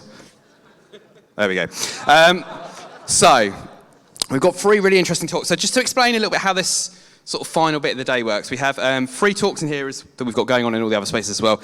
Then a really short 50-minute break, and we've got John Mueller from Google in here for a Q&A session. And I'm really excited about this. This group of talks, so it's called Future of Search, which is a bit of a broad area we're talking about. They're all really, really interesting, exciting examples of interesting new things we can be doing, which is always nice to learn from a conference. So if we could give a big Brighton SEO welcome to our first speaker, Marcus Tober, everybody. Thanks, guys. Hey, guys. I hope you enjoyed the afternoon break and you're ready for my session. I have a little tradition. I think I started it first in Brighton here. I always make a selfie, and this is such a nice, large auditorium. So please, smile, and if not, Facebook's or Amazon's face detection will, get you, okay? All right. I love that. 1 minute over of my session. Oh man, that's so bad. All right, so my topic is about SEO success stories. Let's call them huge success stories. And my first slide, which I believe is actually good describing how SEOs often look in directions, because what you see here is a whale tour, a whale sightseeing tour with guys on a boat looking in the wrong direction. And this nice little whale, made this little jump on the other side of the boat. That's pretty cool, because they looked really, hoping and seeing maybe their first whale in their life, and the whale just kind of pranked them. And this is often what happens to SEO, because they look in things like, oh, how, this site got successful, or where are these links coming from, or how can I copy their strategy, etc., etc. So what you really will learn in my session today is how you can deal with different situations. And what I believe, where you can learn the most from is from sensitive markets. Because Google has this, what they call your money, your life kind of markets, very sensitive keywords. Google wants to make sure that only the good websites, like good authorities, websites that kind of like give a good user experience, have a good ranking. So this is where I believe, for the first step in my session, this is where you can learn how these entities became successful or not. Let me start with 2. One is very old, like a dinosaur, MedicineNet. They exist since over 20 years, and the other one is very well health. They are rather new. And when you look at their visibility, over the last 2 years, you can see that one player obviously kind of like really ate the market share of another one, which is kind of interesting. So when I saw this the first time, I was totally shocked. It's like, what is going on here? I thought, okay, maybe they're redirecting some content, etc., but it's not true. One, MedicineNet, it's owned by WebMD, so it's a large, really old directory of medicine articles. And the other one is kind of more like a new player with a lot of old content from the About.com ages. But what you can see here is pretty amazing. So then I checked, okay, is it maybe the content volume, or what is actually going on? And when you compare both sides, you see that one of them, they have 1.5 million pages indexed. The other one has not even 40,000. So one is really playing with volume. The other one is playing with quality, obviously. So I was really, really intrigued by this kind of like situation. And when you see these situations, often, and when you're an SEO, you get distracted by things. You look at the domain, you look at maybe how many backlinks or how many keyword rankings in total one website has. But this really doesn't matter if you look at Apple versus Apple comparison. So what I really try to do is here, I try to isolate signals. And one thing what I did is I looked at landing pages. So what you see here is a Venn diagram. The blue one is from Very Well Health. The yellow one is from MedicineNet.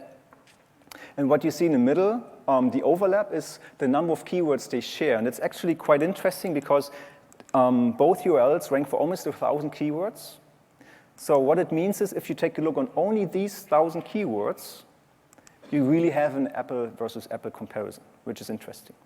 And on this overlapping set of keywords, Very Well Health ranked, I have to say ranked, because it's an analysis about 4 weeks ago, 13 times better than Medicine.net.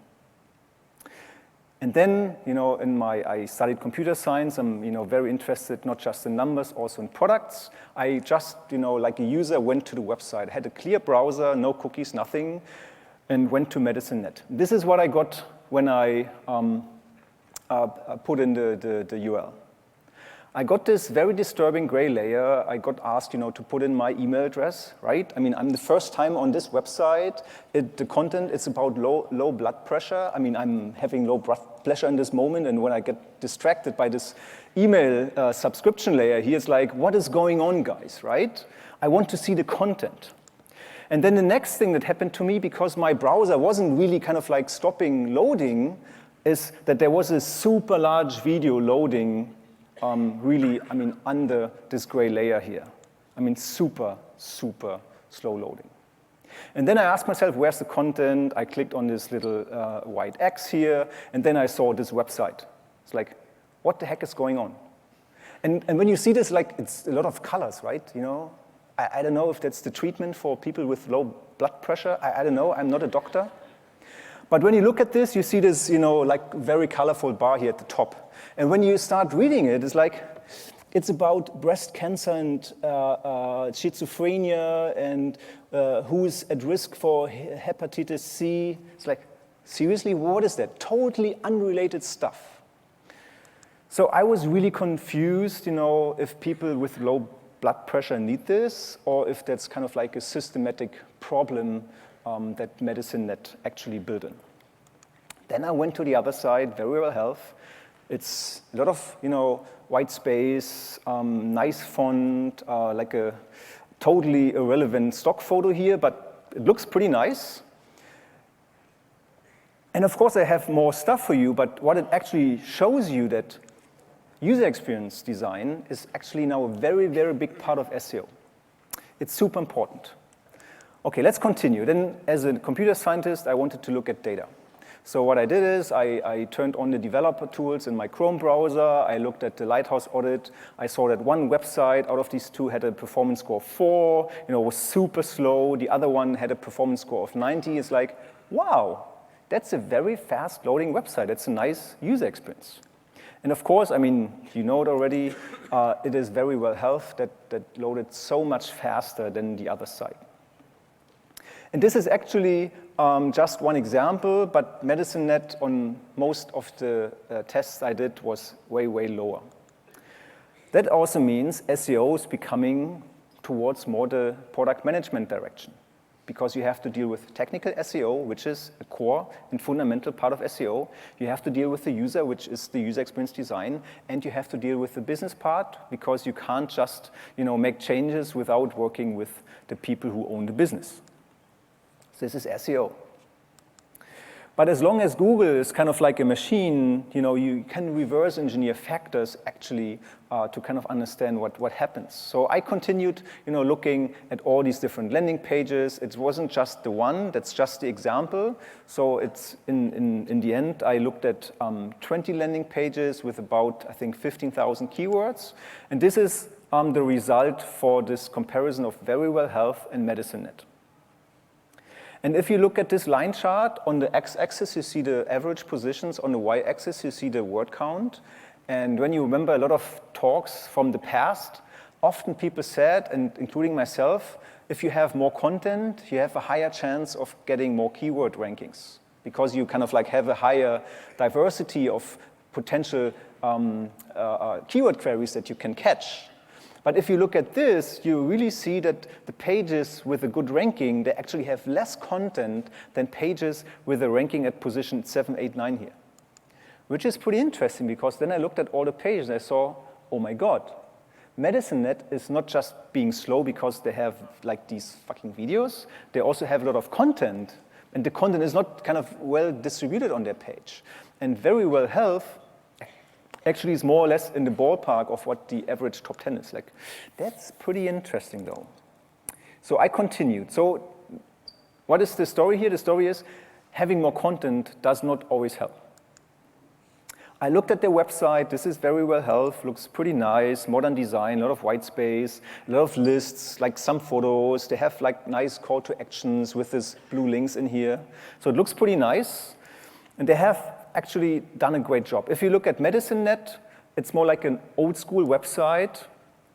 It's overloaded with many links. They put in the photos somewhere in the page. There's no floating text around. It looks actually quite outdated.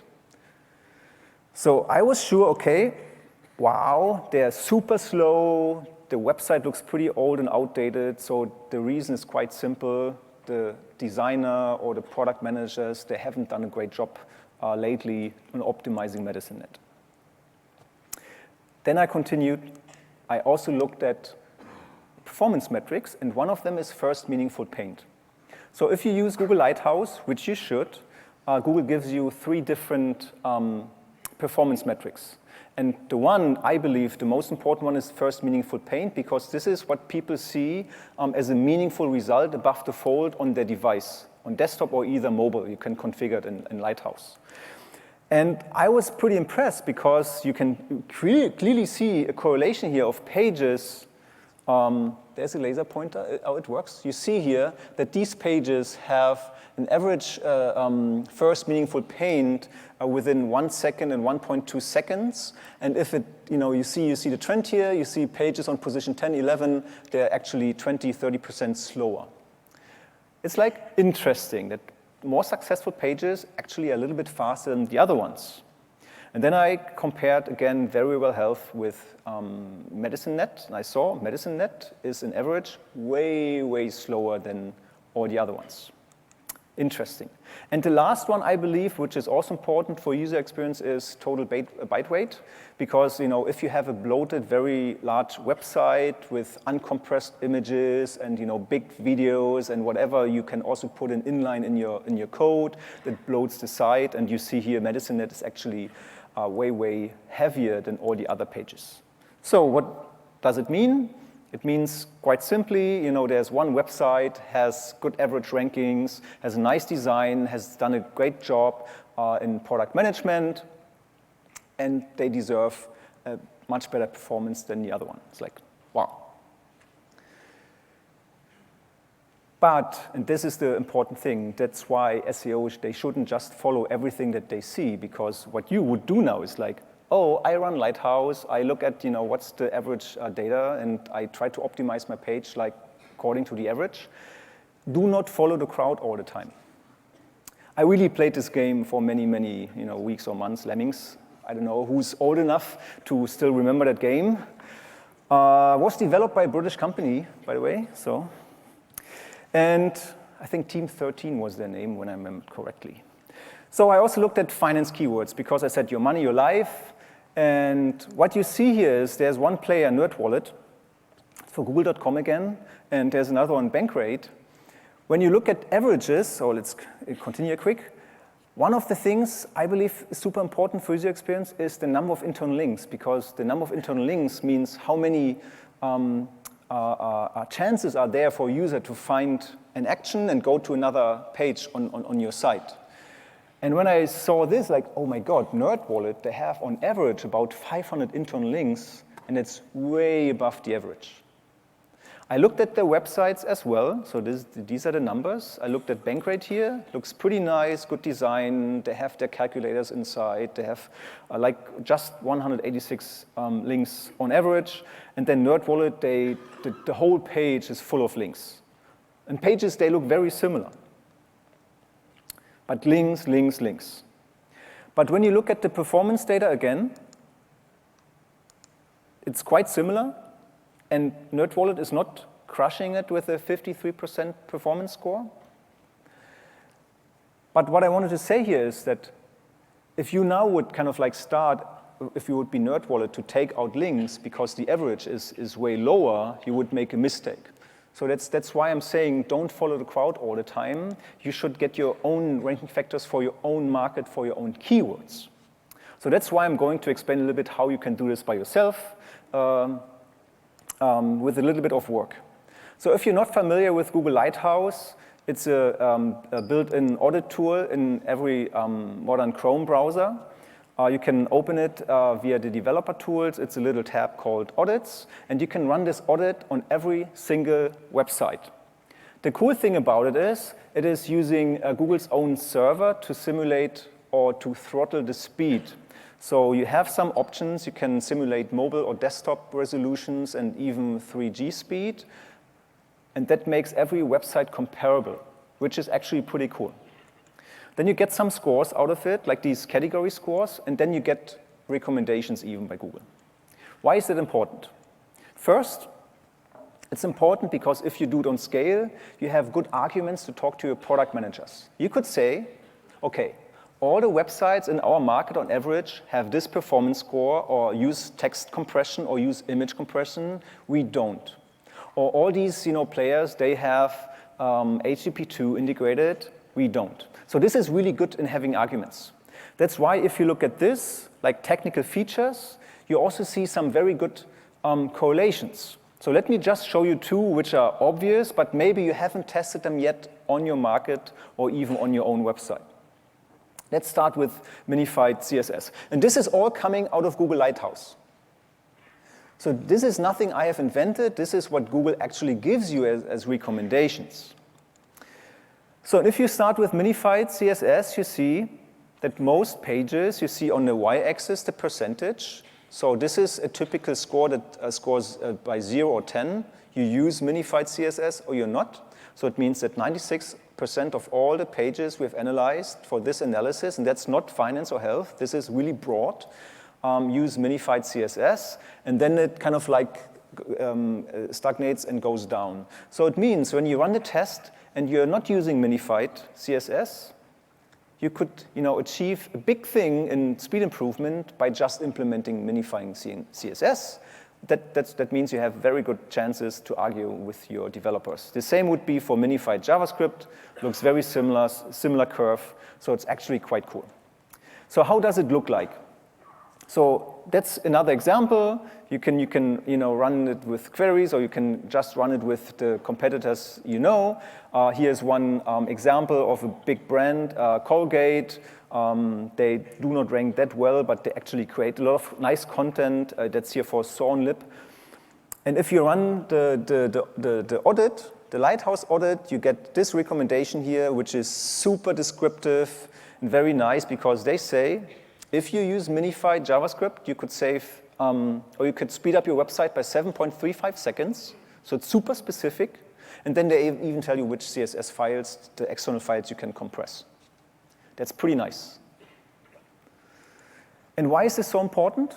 Because SEOs are often in this phase to find excuses. We are not ranking that well because of this and this and this, or because of this and this and this, or the competitor has a larger SEO team, or they have more budget, or whatever. But if you run this audit, and we from Searchmetrics can help you with a mass audit, for your whole market, like the stuff that I just did, you get a lot of insights because this is actually your own mess. You can't find any excuses. It is your mess, so you have to clean it up, and that's important because otherwise it could be really a problem. And why could it be a problem? Because there's no one too big to fail, especially online, Do you know this brand? Almost forgot it. But, Netflix came, and Netflix invented, like an online streaming model, and Netflix also shipped DVDs before. And Blockbuster decided, no, we don't go into the streaming business because the penalty fees are so high. They made so much money from people who returned their videos or DVDs one day or a couple days later, so the penalty fees were so high, the board decided, no, we don't go in that business. Now they're gone. Everybody can fail. Let's continue a little bit, which is pretty cool.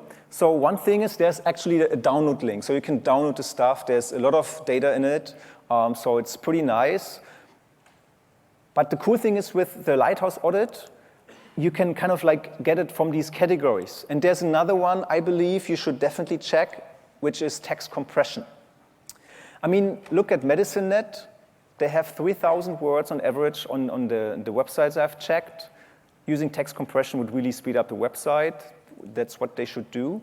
And here's one where you see text compression is actually used by the better ranking websites, not used by the worst ranking websites. So that's something you should check. Same with the DOM size. And why is this so surprising? What you will see now is, I always thought, when you have a lean website, not that many elements in your DOM, you could speed up your website and you can kind of make Google happier, but it's not the case. And that really surprised me. Because what you see here is that on average, the more successful websites, they have more DOM elements. They have more elements in their document object model. So it means you can have a fast website even with large HTML code and a lot of elements in it. And last but not least, security. So everybody is now more aware of security. I mean, like the Googles, the Bings, and search engines in the world, but also the consumer. And what you see here is, and that's why my session is called Success Stories, is the more successful websites, they very early migrate security features on their site. HTTPS, I think, is obvious. You see that 86% of the top 3 average use already HTTPS. But there's something I want to show you which I believe is undervalued at the moment. Let's switch this, which is this here. No vulnerable libraries. So every website is including a lot of third-party stuff.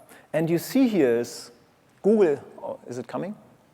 Oh, that's always a little bit slower than my screen here. Oh my God, what is going on? Shit.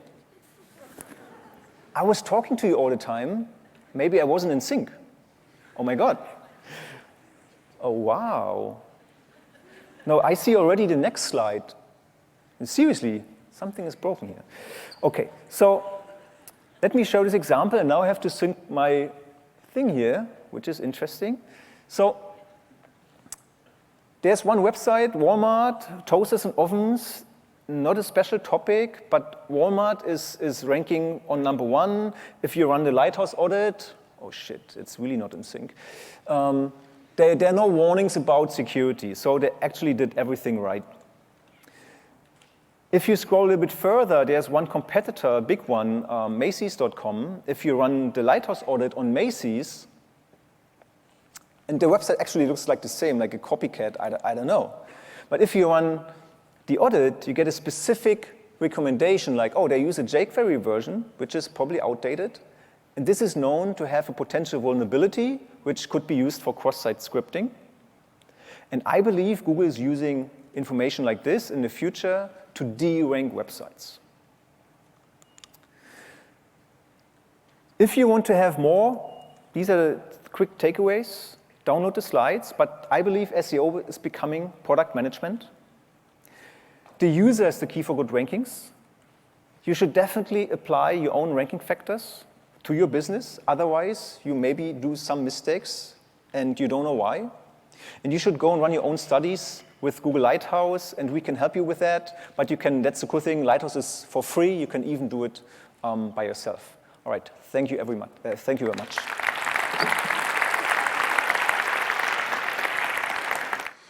Excellent. Another really interesting talk there about the future of search. So we've got a couple of other presentations coming up. I wanted to, while we've got the room relatively full, share a few bits of news with you that I think are helpful. So the dates are already released when we're going to be hosting the next Brighton SEO. Not at all ominously on Friday the 13th of September this year. So what could possibly go wrong with that? We'll do the ballots in several months' time. Friends tickets are currently available. We're going to confirm with the trainers over the next couple of weeks who's available and what new topics we're going to introduce there. And also, quite interestingly, one of the things I love most about programming Brighton SEO is the way in which we select speakers. So we have an open pitch form up on our website at the moment. So if you go to BrightonSEO.com, in the 101 things in the nav, one of the options is to submit a talk idea.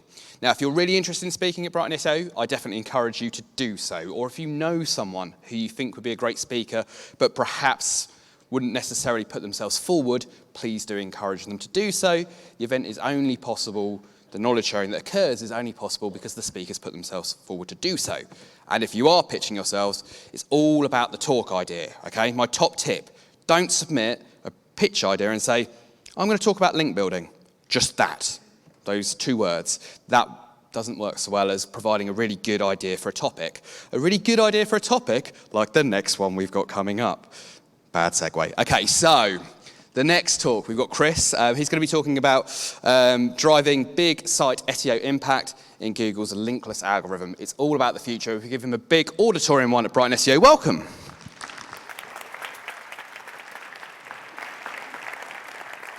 Hello, Brighton. It's great to be here. I have been in this business of website building for about 20 years. I've been agency side for 15 of those years, so I've always been under pressure to deliver performance, and typically I'm doing that for enterprise level businesses. So that's kind of the subject of what I'm talking about today. If you went back in time 10 years, a lot of the conference events would be focused on enterprise, so I thought I'd bring a little bit of that back to Brighton SEO. So that's a bit about us and QC. It's 10 years old as a business. We manage about £1 billion of client revenue. We increased organic search revenues for our clients by £366 million last year, and then paid, we delivered a generic ROI of 12.1 to 1.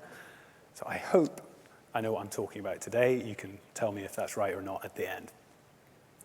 So first up in my talk topic, I kind of came up with this term, the linkless algorithm, and a lot of people, it may have passed them by what that is. It's a shorthand that I use. Actually, the first point that we all were made aware of this kind of change in Google's algorithm was actually at Brighton SEO. So Gary Ilias was talking about it in September back in 2017 and dropped this little bombshell in the middle of his presentation, which sort of sounded a little bit like Google saying, when you're trying to think about SEO value and you're trying to assess that, actually we're going to look at things that are not links and we're going to treat them a bit like links. Then, later on, when the Google Panda patent surfaced, so about a year after patents are submitted, they surface. So in January 2018, we got confirmation of that. So there it was in black and white. And you were probably a bit like me when you saw that and you went, shit, okay, thanks Google, you've absolutely screwed the pooch. And the reason for that in enterprise world is when you're creating content, with smaller sites, you can maybe pull together some agile content bits and pieces, you can treat that in an agile way, but at enterprise scale for larger sites, there's content departments, there's other agencies involved. You've got a planner, which might be 18 months long. Yes, there'll be some agility built in, but ultimately, you already need to kind of know what you're doing a year ahead of time. And so for prioritization for SEO, a really nice, neat way that you could do that was you would look at content that performed well on average for capturing links and diverse links, so from lots of different domains. And you would pick those areas where that was happening at a higher rate than others. And hey presto, you were able to start predicting content that would be good for SEO. And that was important for reasons that were kind of drawn up in lots of surveys at the time. So this one by HubSpot is a nice example that I cited. This is from back in 2016. Content's important, but the big challenge that everyone in the room has is, okay, well, that's lovely. I know I need to create content, but planning it is just a complete nightmare, especially when I'm trying to get it to deliver performance for SEO. And that's a big deal. So content marketing globally is growing. It's got a 16% compound annual growth rate every year in terms of how much is being invested into content marketing globally. It's going to be worth about $412 billion by 2021. That's a hell of a lot of content. So Google pulled the rug away from us being able to predict how it performs. And there's other reasons for doing content, as you all know. When you're looking at your SEO roadmap, when you're looking at trying to drive revenue to your business and being a part of that wider team, you're getting a lot of extra value from content. So it's a really great space. It would be nice to be able to plan it again. So at QC, we thought about how can we tackle that? How can we bring data back to the party? How can we pre-qualify content so that we can not waste our time doing big ideation sessions or spending money on rich media before we then work out if it's going to be any value. So we just came up with a compound metric, tendency to engage, We use key phrase as our foreign key. So, people who deal with databases, a foreign key is a way you just join different bits of data together. It's a unique identifier.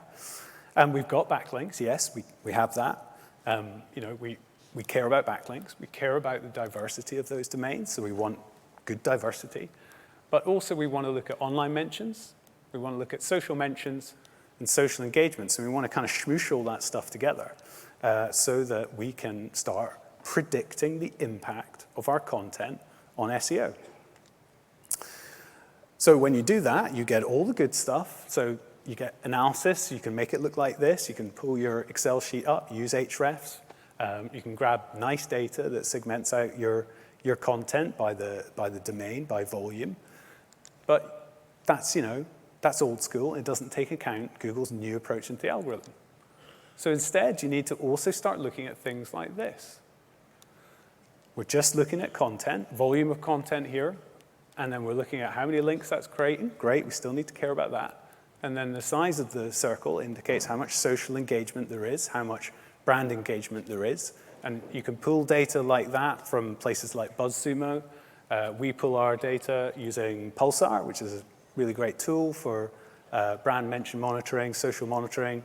Gives you access to the fire hose as well. So, once you start working out what content appears to be highly engaging for audiences, you can trace that back to what actually was successful. And then you can package all that stuff up into a lovely pre-pack data that you can give into the ideation session saying if you pick content in these areas, it will win at a higher rate than others. Better. We're back in the world. We're back like it's 2016 again, and we're able to pre-qualify our content for SEO impact. So that's kind of tip number one for me. Start incorporating that. Don't just look at links and combine that with social data. Let's keep going with the key phrase. So it's talked about a lot in conferences like this, and key phrases are very important, but I think they're best used as part of your strategy integration. So getting organic to work well with paid, and getting organic and paid to work well with other channels as well. So we're winning in mid-term and we're winning in long-term by taking social into account. Hey, let's try and look at short-term. So one of the other bugbears I have as someone who's been agency side for a long time is, you'll often get the mantra that SEO takes time to have an effect and you've got to be patient. It's a marathon, not a sprint. And yes, that's true to some extent for the mid-term and the long-term, but there is always stuff that you can do now, today, that has a big impact and makes SEO deliver return quickly. And you've got to make sure that that's part of your strategy. Otherwise, you're not looking at the full picture. So even if you just take, all I've done here is add some nice formatting to Search Console data. But even if you just take your Search Console key phrase terms, you maybe add some segmentation, like how many phrases are in that term. You want to chart it over time. You're going to get 16 months of data out of Search Console. So you can look back year on year. There is a little bit of unique stardust I've added in here, which is looking at expected click-through rates. So I've written posts about this on Search Engine Land, so Google me, find that post. You can read all the different data sources.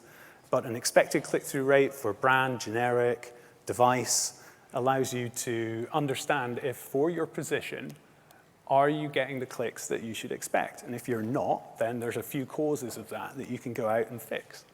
So in here, you can just see, okay, for all these terms, there's 15,000 more clicks available for me every month if I get myself into the top 3, because I'm just filtering out top 3 there. Great, so that's useful for my midterm targeting. But short term, you want to look at where you already are in good position, but you're not getting the clicks you want. So 4 years ago, QC got involved with Tesco. We worked on the FMCG area. We just were trialing. We were onboarded and we were advised that you can't make changes to the site. So please do SEO by magic, which is something that happens and it happens a lot. It's not true today, much better systems today. So all we could do is change things like the title and meta information, and that was it. So we did that, and within 6 months, we were able to drive up organic revenue by £6.7 million. And that's just through optimizing the search result page, just looking at terms, where you have worse than expected click-through rates, given your position, and looking at what the results were, changing title, meta information, and optimizing the search experience. There's been a number of really good talks today talking about, don't think about sessions, don't think about that, think about the person making the search. And this is what you're optimizing here as well. So think about the intent of your term and use data to tell you where it's wrong, it's going wrong. On enterprise level sites, that's fast, drives clicks. You don't need to wait for ranking changes, and it gets you into a positive feedback loop because, as you've seen from other presentations, if you're in the top positions and you have a worse than expected click-through rate, you're going to get dropped back out. The flip side is true. If you've got better than expected, you're going to get a chance up in there. So now you're winning short term. Combine short term with midterm, you're starting to get closer to something that looks like a high impact strategy. This is a horrible picture, I just apologize so much. But while we're in the search result page, why don't we look at cannibalization? So there's absolutely no reason why you shouldn't just take all that Search Console data, use your key phrase as your foreign key, and join it into your paid search data. Now, as a starter for 10, I would filter out all your PLA, so everything that's from shopping. Let's look at the search result key phrase bid combinations and how they relate into what you're doing organically. So in here, this is the organic Search Console data, and then over here, this is stuff pulled from AdWords. And you can see, all I've done is just highlight here where you're getting worse than expected click-through rate behavior in your organic search results, and you're getting way better than expected click-through rates in your paid. What is that? That's cannibalization. We first built this tool, we call this Halo internally at QC. We first built that for Airbnb a few years ago, and we were able to work out that they actually had £4.2 million of cannibalization a year. So that's media, paid media spend that they didn't need to spend, and we could prove it beforehand. So you don't need to just blindly do A/B tests to see if you're cannibalizing yourself. You can actually run the numbers and work it out, slice that media spend off, and then go and say, hey, I'm your SEO, I just saved you £4.2 million. How do you feel about giving that to me to go and do some more content? That would be really nice. The other thing I like to do, so sticking with the key phrase as your foreign key approach, if you start categorizing up, and this is dummy data, so as you look at these categories, you can start saying, okay, well, given that there's going to be some cannibalization, why don't I just sum that value up, and I can start grouping things into categories, and I can start actually devising an enterprise-level strategy that picks out things like my hero products, my target categories where I want to make the greatest gains. I can match that to areas where I know I've got terrible rankings and I need to improve. And I can just start joining together all the great things that I want to be doing. Now, I said earlier that you should exclude shopping when you do that analysis, and you should, but that doesn't mean you should just ignore shopping altogether. There's plenty of great paid search people that are speaking at Brighton SEO even though SEO is in the title, because it's the best channel. But with SKU-led bidding, you can get your shopping results to be segmented and controlled in exactly the same way that you do in the rest of your paid search. That's important to know. You use custom labels. You do something called negative segmentation, and it means that you can get control over the products that are being shown there. That means that you can do all that nice analysis I just talked about with the Halo analysis, looking across paid and organic, and you can incorporate your shopping channel in there as well.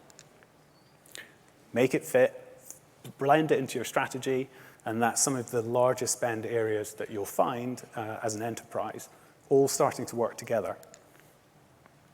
So next, why should we stop there? Why stop at paid search and organic search? Why not look at some of the other channels that are out there? Here you can see that there's a mapping of kind of Google's See, Think, Do, Care framework. So this is the customer going through a conversion path, and I've drawn a big squiggly line here and put a whole bunch of different events that occurs. This bit here, that's someone converting right there. There they are converting again. There they are converting a third time.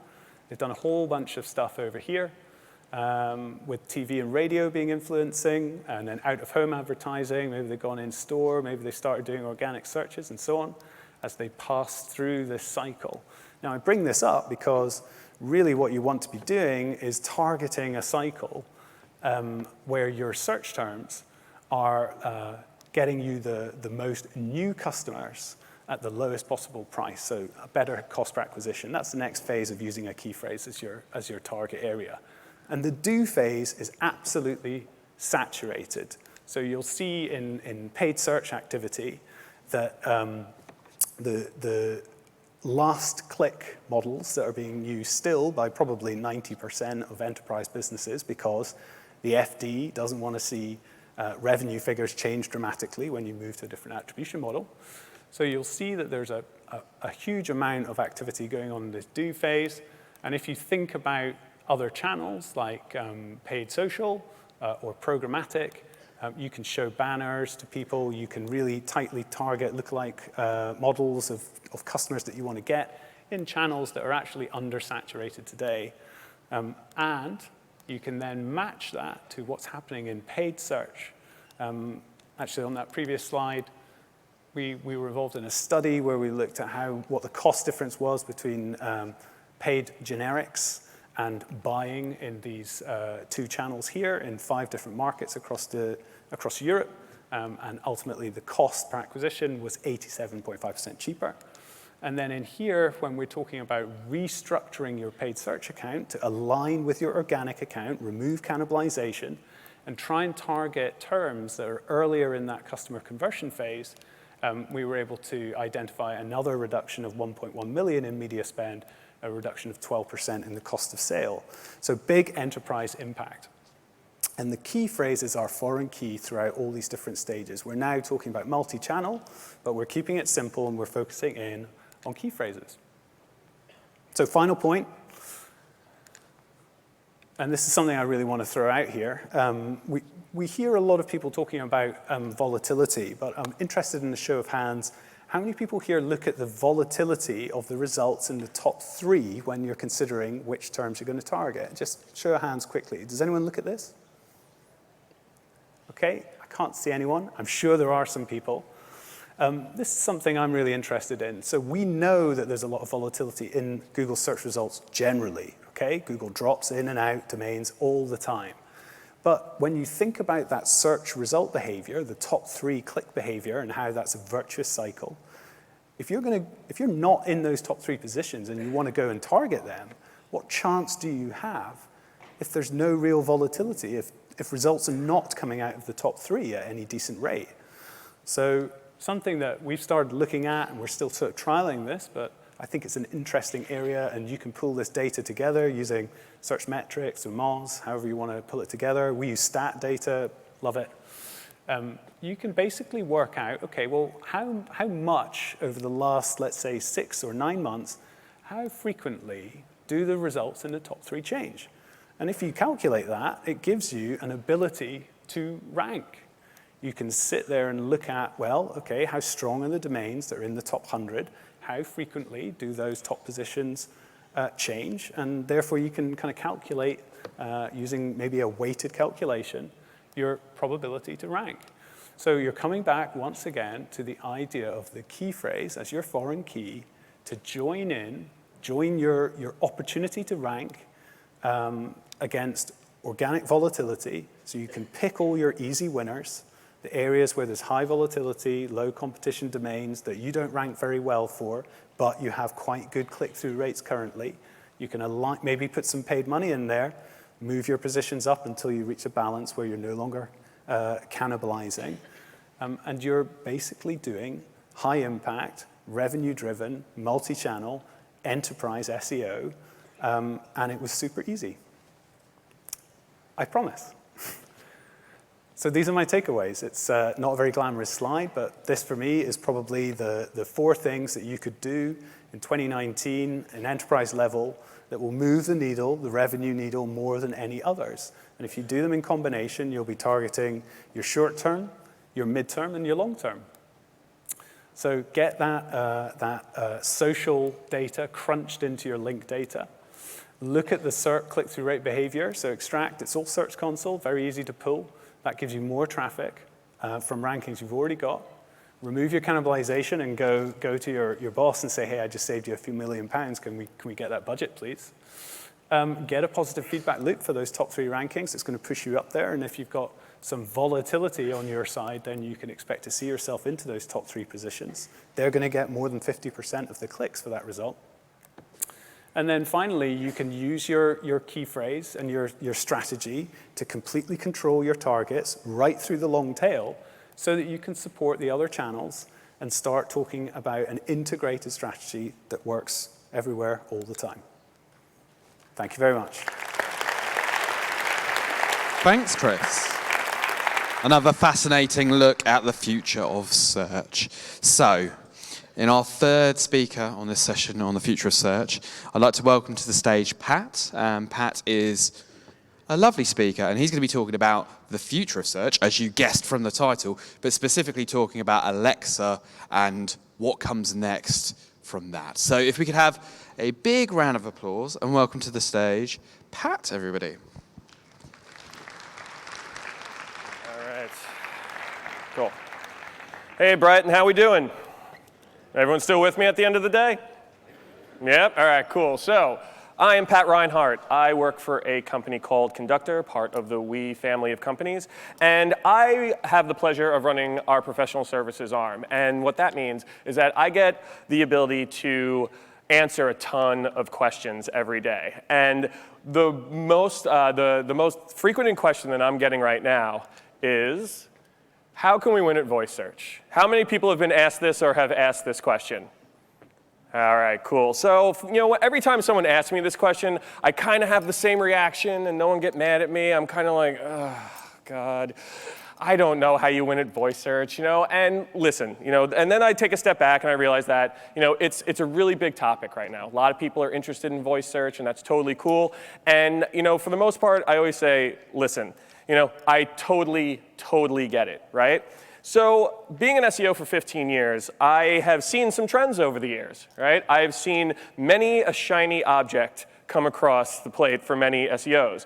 And let's all be serious with one another. Again, I'm in this boat too. When a shiny object comes along, all of us are like, gimme, gimme, gimme, gimme, gimme, gimme, let's go do that, let's go do that. We've all seen it, and I can tell you that voice search is probably the shiniest object that has come across in the last few years. And I see it all the time. So what did I start doing? So I'm getting these questions a lot, and then I say, okay, I got to come up with something. So I just started looking into any type of research that was out there, anything that I could find that was legitimate. So I found voicebot.ai, which is great. Has a lot of data both in, over here, overseas, has a lot of US data. I just put this in. Don't worry about it being in the US. I'll get to that in a few minutes. And my main background is in e-commerce, right? So I found this really interesting.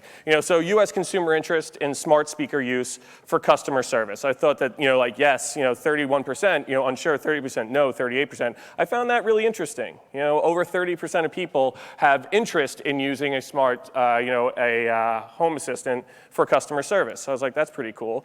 And then for this one, okay, so we're seeing from 2017 to 2018 that there has been a slight uptick in e-commerce using voice assistants, and that's fine and all. And then I come to this one. So this was one that was really, kind of told a good story for me.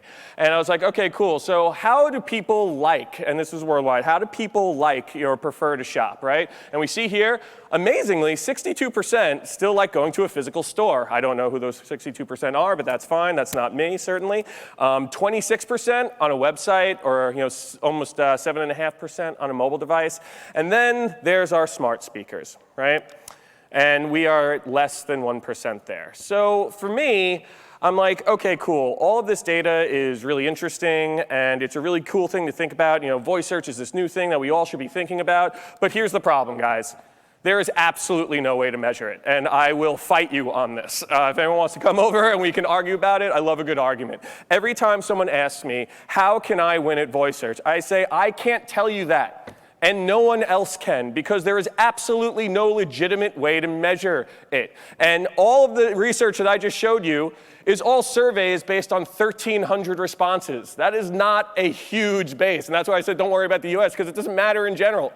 because there's no legitimate way for us to log into a globally available platform like Google Analytics and say, this is the amount of search that came from voice devices that have an MSV associated with and things of that nature. There's really no tools for us to measure how effective or how big of an impact voice search is having on any of our websites. And again, then a lot of people come up to me and they say, hey, Pat, what about skills? What about Alexa skills? You can measure through skills. And guys, do not talk to me about Alexa skills. Does anyone here know what the average retention rate of an Alexa skill is? Shout it out if you know it. No one? OK. So the average retention rate for an Alexa skill after a week is 3%. So what does that tell us? No one keeps them. No one uses them. I was working with a company, a huge insurance company, which shall remain nameless or they'll probably sue me, who spent months and months and months of research and development building an Alexa skill. And they spent tens of thousands of dollars developing it. Just with all the time, when you took the time and the amount of people that were involved in it and how they got all the information, and then all of a sudden they had a skill. And then 6 months later, I said, how is it working? It's like, we're really happy. We have 110 people who have used it so far. I was like, 110 people? I was like, that is not good. That's not really good. And of course, I checked in with them a few months later, and it was down to like 60, because everyone had started to delete it. So no one really uses Alexa skills that way. But why is that? Right? Why isn't there a main way to measure things now? With all the interest around it, I'm surprised that Google hasn't released anything. I'm surprised Amazon hasn't released anything. And honestly, I think the reason is because most voice searches aren't searches at all. I think that let's face it, most voice searches are voice commands. Most people use Alexa and other voice assistants to do things like this. Hey, turn on the lights. Alexa, call mom. Set an alarm. Play Taylor Swift. I don't know, my son says that a lot. Hopefully this happens too. Turn on the lights. Remind me to buy eggs. Alexa, set a timer for 5 minutes. Actually, I just heard from Marcus in there. Set a timer is the most is the thing that most people say to their voice assistants is to set a timer. That's the most used term right there. Set thermostat to 68 degrees. Stop playing Taylor Swift. That's what I say after my son says that. So at the end of the day, you guys get what I'm saying, right? Is that from a usage standpoint, we are commanding these devices. Right? And I always think of it this way, right? So if you look at the evolution of voice search and just kind of where it came from, who here remembers Google Glass? Who remember those folks looking like George LaForge walking around conferences when they first came out? All that, a lot of people make fun of Google Glass and all that, but when you think about it, when you really think about it, Google Glass made all of this real. It made it a thing. It brought it into the real world, right? And now it's evolved to voice assistants, right? And right now I always say this. I always say that voice assistants are the we of voice search, right? This is something that they brought it to the masses. Who here owned a Wii when it first came out? How awesome was the Wii, or is the Wii? I still play it. I don't know about anyone here. But when you think about it, the Wii, when it first came out, no one used motion control. Not one other game console used motion control. And after that came out, what's standard now on all gaming consoles? Motion control, right? It's one of these things where it changed the way that people actually looked at the industry. Now, that might have gone the way of the dinosaur, but we all remember the popularity of that. And now every PlayStation 4, every Xbox, every gaming console that comes out has motion control because of the Wii. And I feel like that's what Alexa and HomePod and Google Home are right now. They're the Wiis. They brought it to the masses. My dad has one. My grandmother uses one. Things of that nature, right? And when you think about that, the problem with that is that no one is thinking about other devices. All we're thinking about are our home assistants, like what's Alexa going to do? What's HomePod going to do? What's Google Home going to do? We don't think about all these other devices that are out there and actually growing. So using some research again, looking at this, I want everyone to focus on the number of 2 devices and 3 devices and above, and the growth from there, right? So the predictability here. So they're saying in 2019, we're going to go from 19% to 23% for folks having 2 devices, and 8% to 14, almost 14.5% that has 3 devices. Now think about that. When you look at that, that's a huge jump, right? That's a really big jump in the amount of devices in a home. But again, they're not talking about Alexa or Echoes. They're not talking about HomePod. They're not talking about Google Home. They're talking about devices in general. And again, this is more to show the amount of voice-activated devices that there will be in the very near future, and that there are now. Right? We have smart TVs, smart lights, smart media controllers, smart thermostats, smart appliances. Appliances is a big one, right? Smart cameras. We have video doorbells, things of all these natures. And you can see that, 55.6% of US homes have a smart device in it. Right, so that's really powerful stat to me, regardless of anything. Because when you think about that, think of all the different devices that are going to be voice activated in the very near future. And to me, we have to kind of start thinking about it as marketers, like, these new devices are going to be on us. Right? We're going to be walking around with them. So think of it this way. Glasses, going to be a screen. Google Glass, it was a thing. It's already a thing, right? Your earrings could be microphones, right? Your watch could be a screen, already real, right? Your contact lenses could be a screen. Samsung already has a patent for a smart contact lens for diabetics. It measures glucose in your tears and sends it to an app in your phone. That is real. That is a thing that is happening right now. And all of these devices can be search enabled, right? And then you think about your necklace could be a microphone. And when I look at all these different devices that will eventually become part of our lives and will be in our world, I kind of think to myself, I go, man, a new demographic is emerging here, right, for all of us. And let's think about that. So you have all these different types of people who use all these different mix of technologies, and all of them will be voice activated, right? I use my watch and necklace. I use my glasses and a watch. I use my contact lenses and earrings. And then, of course, there's still going to be people who use their phone. And people keep forgetting that the phone is still a thing. I'm still going to call people, on a phone. There's still going to be a large, amount of people who are going to be on their phones. But there's all these different things that people are going to be talking to. And even beyond that, you could say, I talk to my refrigerator, my thermostat, my car. Think about that, my car.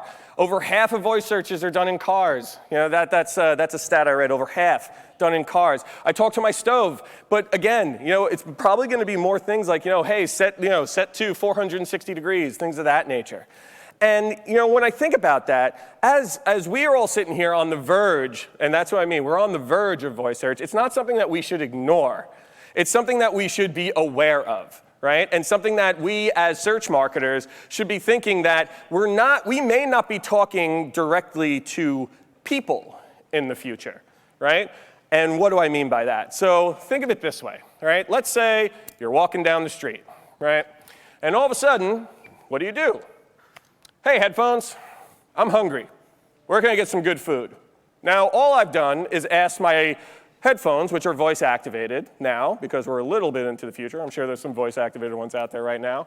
But what we've done is we've asked the device a question. That's all we've done. We've asked the device a question.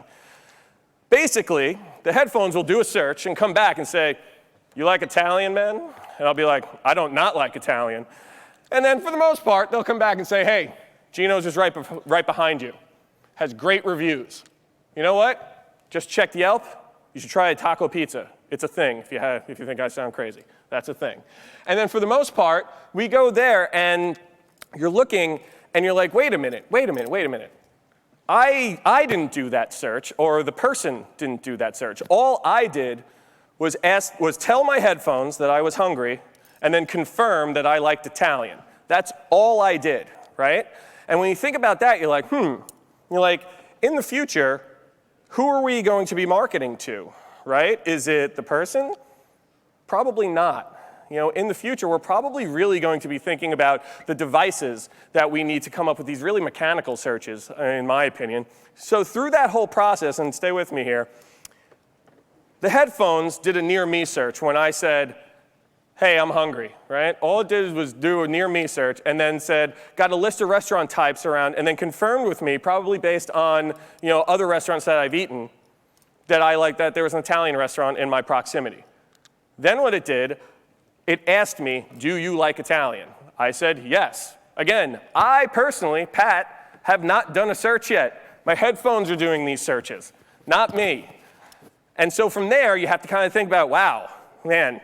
So For those, it then went a step further, and it used reviews, went on to Yelp, confirmed that restaurant didn't suck, and then used those reviews to actually suggest a menu item to me, right? So when you think about what we're going to be doing in the future and what we're going to be marketing to in the future, I don't think we're going to be marketing so much to people. I think we're actually going to have to think about marketing to all these voice-enabled devices.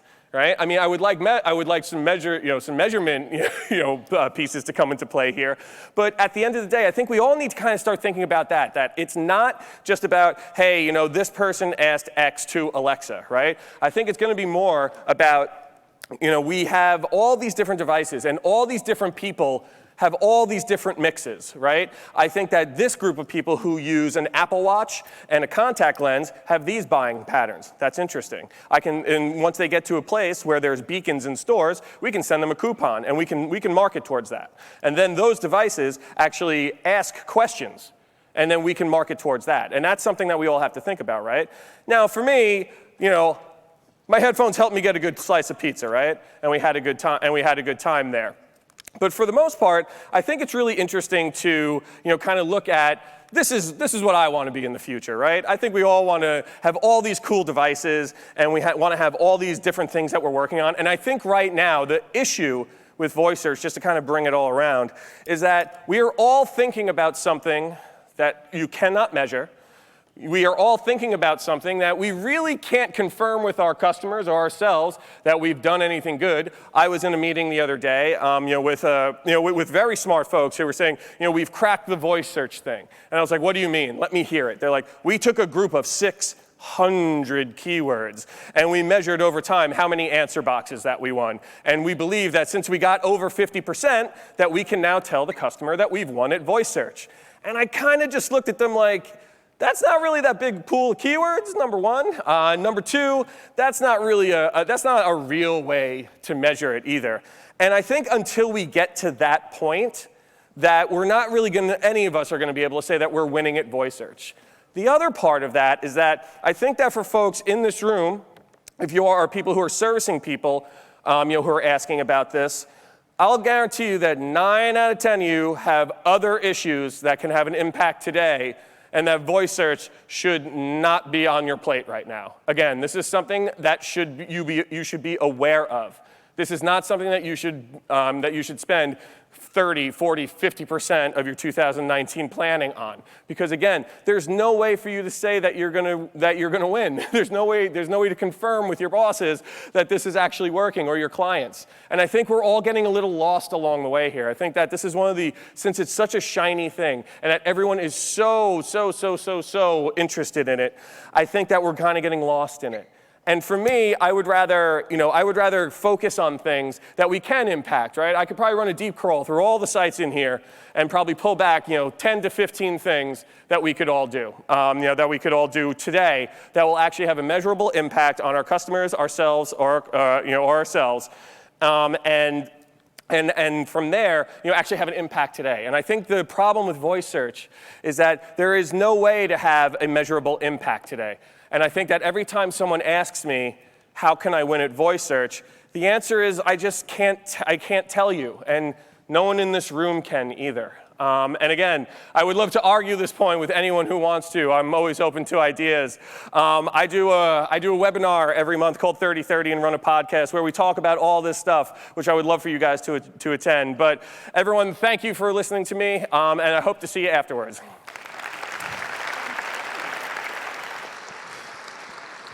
A bit of pragmatism in a talk about the future. That's always good to see. So, what happens now? There's a really short break. There's not really time to go very far. We're expecting more people to come in. I can already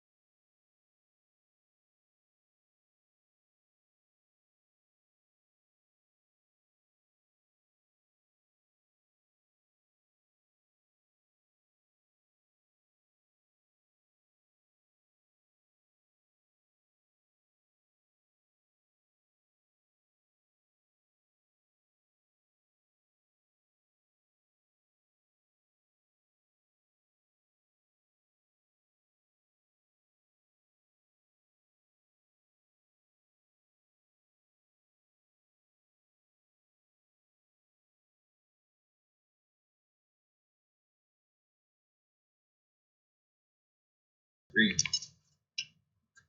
As I'm still silent. SEO is AO. Welcome to the show, Patrick Reinhardt. This is the greatest introduction ever. How you doing, man? I'm doing very well. You're in a good mood. You just come off stage, is that right? That's correct. I just got off about a minute ago, actually. All right, so you're a bit overexcited? Yeah, a little bit. A little bit of the adrenaline pumping, after speaking in front of that many people is always fun. Okay, you're probably going to be the first guest who's more excited than I am. Okay. And I Challenge accepted. Oh no, you're a kindness enthusiast. Yeah. What does that mean? So it's funny. Like I put that in my title on LinkedIn because so I've been an SEO strategist for 15 years, right? And there's a lot of negativity around like people who are in SEO, especially back in the day. Now it's a lot better, I think. But like a lot of people in digital like are really like just really grindy and really like, hey, we're gonna get this done. And we're gonna do this and this and this and screw you if you don't like it. And for me, I'm just like I always want to approach people where it's like, hey, listen, like let's just be nice to each other. Like we're all in this, we're all in this together. My customers especially. I never want to get into a thing where like we get into like a negative situation because I think negativity just breeds nothing good comes from it, right? And so for me, I always approach things with a kind demeanor, and I think it's really important. And I get a lot of comments about that because I never want to get into anything with people like we're all here, we're all in search. It's all good.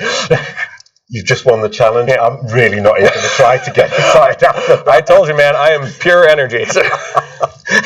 And the other thing is your RCS Records. That sounds like this incredibly mega big record company in New York that signed the Stooges when nobody else wanted them. Is that what it was? No, it was not. It was a small independent label. Yes, before while I was in search actually. So I used to run an e-commerce business called OneClickAppliances.com. Sold all major appliances. That's how I got into SEO. Kind of fell into it accidentally, which is the story of a lot of SEOs that they fall into it accidentally. An awful lot of them come from the music industry. A lot of them come from the theatre. Theatre. What am I saying? Film. At Conductor, actually, I have a lot of the folks that are in my group are a lot of them are musicians. So we talk about that comes up actually a lot too. And when I was in between the agency I worked at, previous to Conductor and One Click Appliances, I actually was in a band and I was consulting at the time. What do you play? I was the lead singer and the rhythm guitarist. Oh, very cool. Yeah, so I can't, retired, so I keep wanting to break it back out, but I don't know if my wife will let me. No, okay. You look too young to be retired. No, thank you. Well, thank you. We're not here to talk about. Keep saying that. That's fine. We're not here to talk about your music career. We're here to talk about the future of voice search. Yeah. Forget Alexa. Alexa's rubbish, or Alexa's going to be replaced by something else? No, great. So what I question? No, it's a great question. So it's a great question. Thank you. Alexa, keep saying it. Keep saying it. I mean, since I'm fairly certain Amazon's listening to this, Alexa, the Echo is not garbage. It's really about the focus on what devices, right? So I think a lot of people don't realize that in the very near future, and really now, there are a lot more voice-acted devices than just Alexa, Google Home, the HomePod. Those are the three main ones that people talk about, right? But in the future, we're going to be talking to our stoves, we're going to be talking to our refrigerators, we're going to be talking to anything out in the air. I just made a point where I basically was walking down the street and I'll be talking to my headphones, but I'm not actually going to be searching. The headphones will be searching. Yeah, but my grandma used to talk to the fridge. Yeah. Now she's in her home. It's a different time. That'll still happen, but it's going to talk back now.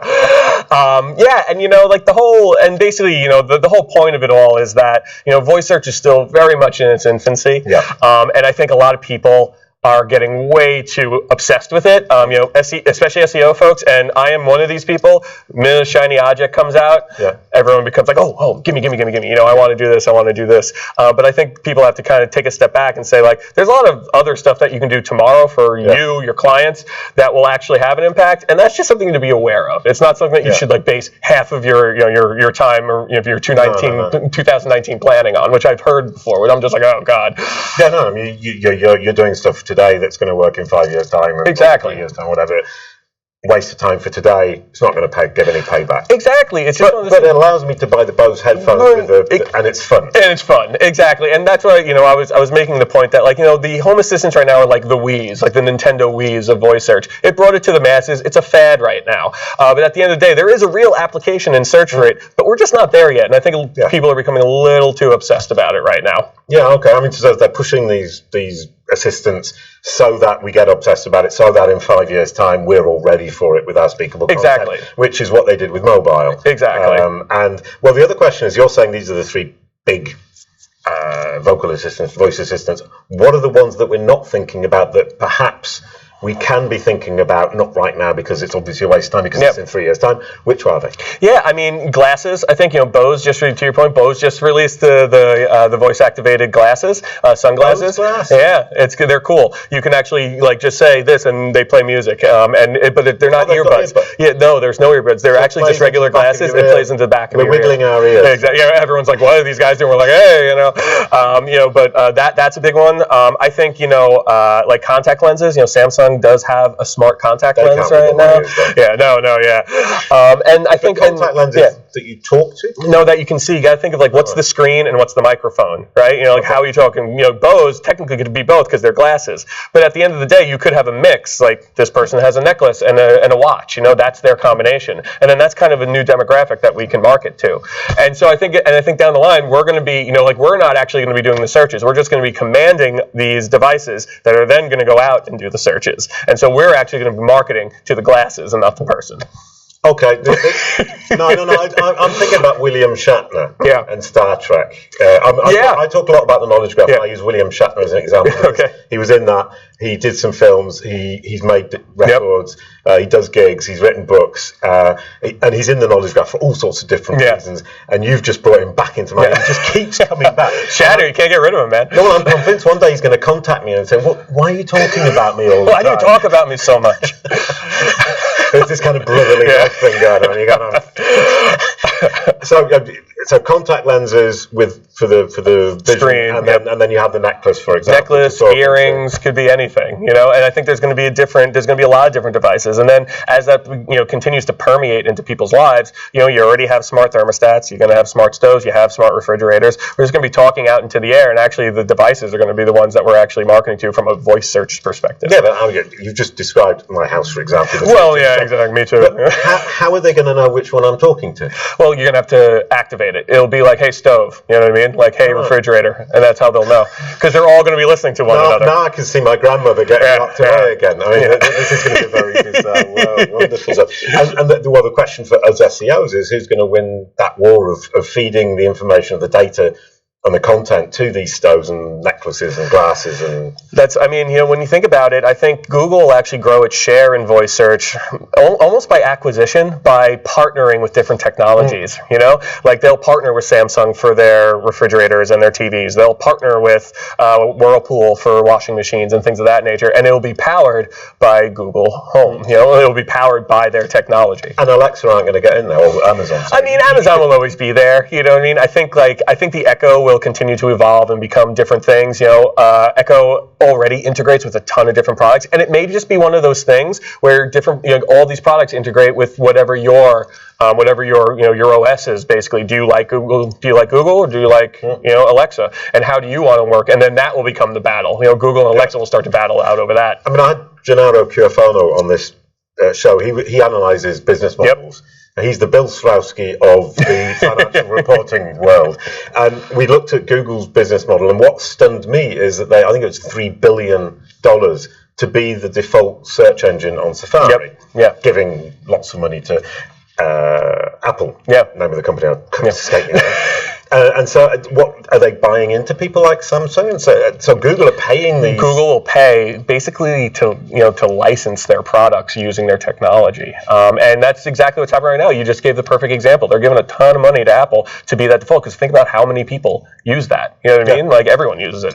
And so for the most part, that's really where the war will happen, right? It's more in the OS, not necessarily the device. Yeah, and my immediate assumption was Samsung would be going, we're so happy to have Google, we would pay them, and it's completely the other way around. 100%. And Google will actually need the manufacturers more in the future from a voice perspective, and this is strictly a voice perspective, which is interesting because that isn't usually the position they're in. Usually they're the ones commanding that conversation. So they're building their war chest. I presume they've got millions and billions and trillions of dollars stored away for this purpose. I would think so, unless I'm completely wrong, which is also, totally plausible. But at the end of the day, I really strongly believe that that's where this particular part of search, because everyone's so worried. It's like, half of all search is going to be voice search by 2020. I think Forrester came out, or by 2030, Forrester came up with that. But it's all cold. Yeah, that's what I mean. It's all voice commands. And that's the thing. The most used command is, set a timer. That's what most people tell Alexa to do, to set a timer. Play music on Spotify, please. Yeah, and play music. Yeah, what's the weather? I think, and when you see these commercials, that's what I mean. And also, you see these commercials of these people in these elaborate situations, like, Dad, I burnt the duck, and I magically have all these really fresh ingredients. What can I make? And these chairs are really squishy. So if we slide off at any point, I promise it's not because we've had a load of beers or similar. So, welcome, John. Thank you so much for joining us. You're a Webmaster Trends Analyst at Google, and I know you spend a huge amount of time and effort answering questions from the SEO community. For that, we are very, very grateful. But I'm embarrassed to admit that I don't know a lot about your role at Google. Beyond answering our questions. Could you talk a bit about what your responsibilities there are? Sure. I don't know where to start. So we basically try to connect the internal search teams with all of the people externally who are making great websites, and try to make sure that information flows in both directions. On the one hand, if we make changes, that we let you all know as quickly as we can. Sometimes maybe a little bit too quickly.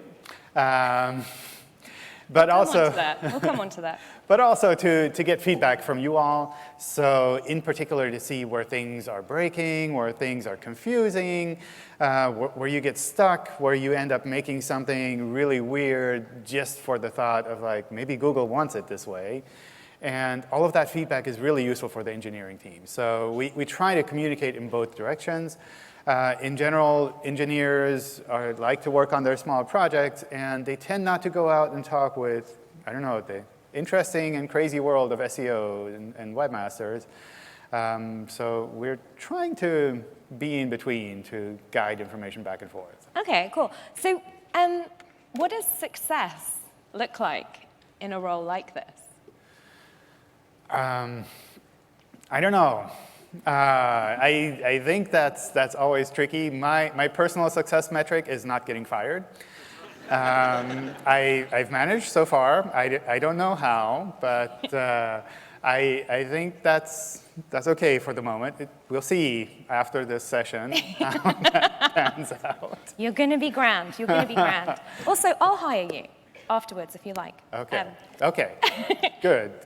No, I think so. Our general idea is we would like to see webmasters, publishers, people who make content online be happy with what they're doing and be happy kind of with this deal that they have with Google where it's like they allow us to crawl their content and we show it in the search results, we send traffic to their websites, and kind of this general relationship in the ecosystem. Yeah. And that, to my mind, is something that's almost not measurable. So we come out with all kinds of crazy metrics to try to figure out like how can we measure how happy people are with regards to Google and in the whole kind of content ecosystem. But I don't really have any fancy metrics that I'm so confident in that I'd say like this is exactly how you do it. Sure. Is there any stuff within this role that you'd like to do differently or improve in the future? Do differently or improve in the future. I think that's also tricky because we try to be as direct as possible when changes happen to let you know about that, to inform you ahead of time. We try to work with the internal engineering team so that we know about these things as early as possible. And that's, I think the one area where we always struggle with is making sure that we're in the right place at the right time internally so that when changes happen or are planned, that we can tell people externally ahead of time. Because, so how many, obviously you do a bunch of this, and Gary does a bunch of this. But like in terms of proportionally, do you feel like there are enough people with your sort of role or your sort of responsibility at Google? I think there are definitely not enough people. So I'd really love to have more people talking with webmasters and publishers and creating those creating content, because there are just so many questions out there. I mean, I was doing questions before, and it's like there's one person after another coming with unique questions. So when I started the office hours hangouts, I thought maybe after like a half a year or a year, I'd be through all of these questions. But yeah, there are always new questions. There's always something confusing.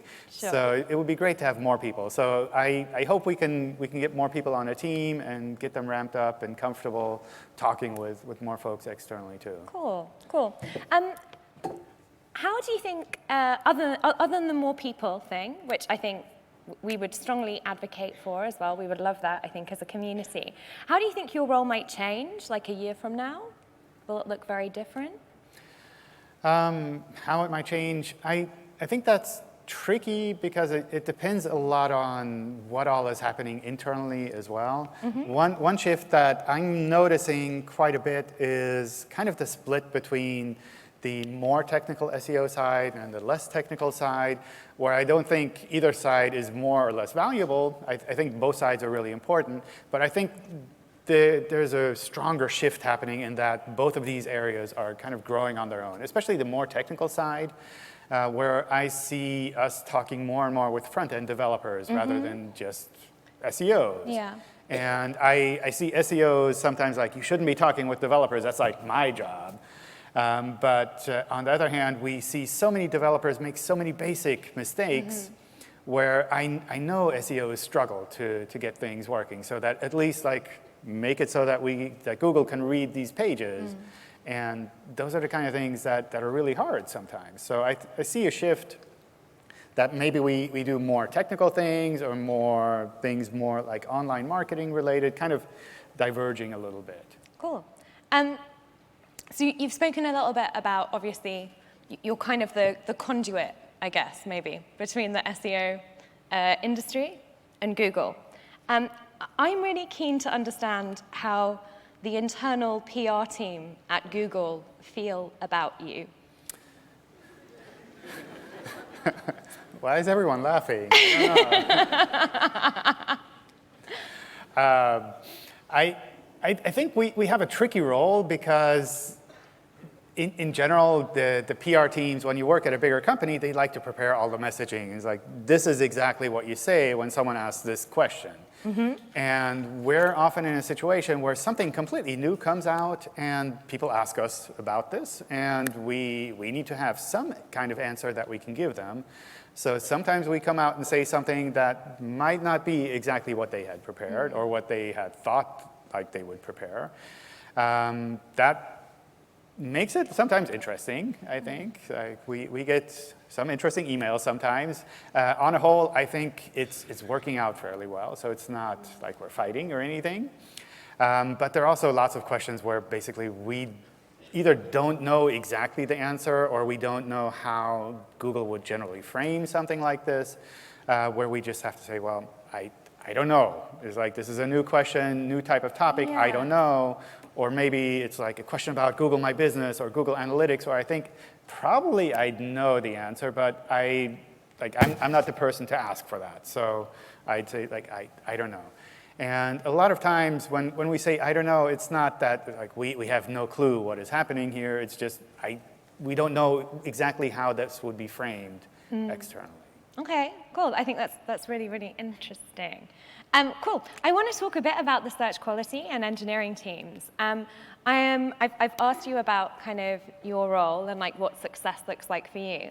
I'm really keen to understand a little bit more about how the search quality and engineering teams, like what are they trying to achieve, first of all, and how are they measured? How are they measured? I think that's also something that changes over time. So in particular, what we try to do with search is to make sure that information is accessible and useful, that it's findable, that it's in search you find relevant information that's valuable for what you're doing at the moment. And what I've been seeing anecdotally is that a lot of this shifts over time. So there's no one clear metric where we can say, well, this is the right metric to use. So in particular, in the beginning, or if you look at regions or languages where there's not a lot of content, you might use a metric like, do we even have an answer for this query as something to aim for? And it's like, if we don't have an answer, then that's a failure on our side, where we can't just tell the user, like, we don't know, we have to give them something. So that's kind of an initial step. And then from there, it kind of grows a little bit in that we need to not just provide any answer that we can find, because a lot of times, like there's so much weird stuff on the internet that isn't really relevant or correct. And then you get into areas like medical content or content where you really care about the correctness of the content, where you have to say, well, we have so many different pages already on this topic, but which one is the right one that we should show to users? Okay. And that makes it a little bit trickier. So these metrics change over time. They evolve a bit how the ecosystem is evolving as well, and what the expectations are from users. Sure. I mean, I think, like, obviously, I think everyone here can understand and appreciate the need to show accurate information, particularly for, I think Google dubbed it like your money or your life queries. So sure, I get the need to seek an authoritative response there. But thinking about like a more transactional query, for example, let's just say that you want to buy some contact lenses. How do you know if the result you've ranked first is the right one? Like if you've done a good job of ranking those results? A lot of times we don't know, because for a lot of these queries, there is no objective right or wrong. There are essentially multiple answers that we could say this could make sense to show as a first result. And I think in particular for cases like that, it's useful for us to have those 10 blue links or 10 results in the search page, where it's really something like, we don't completely know what you're looking for. Are you looking for information on these contact lenses? Do you want to buy them? Do you want to compare them? Do you want to buy a specific brand? Maybe but surely from different... at that point, John, you would start using signals from users, right? You would start looking at which results are clicked through most frequently. Would you start looking at stuff like that at that point? I don't think we would use that for direct ranking like that. We use signals like that to analyze the algorithms in general, because like across a million different search queries, we can figure out like which one tends to be more correct or not, depending on where people click. But for one specific query, for like a handful of pages, that's like, it can go in so many different directions. It's really... It's okay. I'll accept that for now. Okay. Just for now. It's about to get worse. Many sites, we sort of skirted around SERP features just then. So many sites have complained that SERP features like answer boxes, or people also ask, those kind of position zero, are stealing, in inverted commas, their traffic. What's your view on this and the view from Google? The view from Google. Wow, yeah, I wish I had my PR team here to help me now. I'm so glad they're not. Are we out of time yet? No. No, still not, no.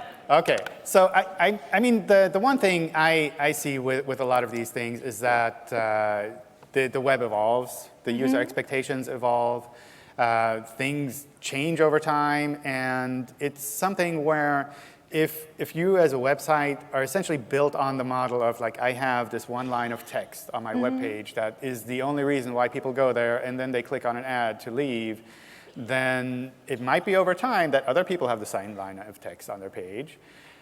it might be over time that we learn like this is actually an objective answer to this question, so we can show it directly. Yeah, I mean, it's not your answer though, is it? Well, if it's an objective answer, it's like, what is the speed of light? Then okay, I'm going to give you an example. There's an objective answer. Yeah, I'm going to give you an example though. Okay.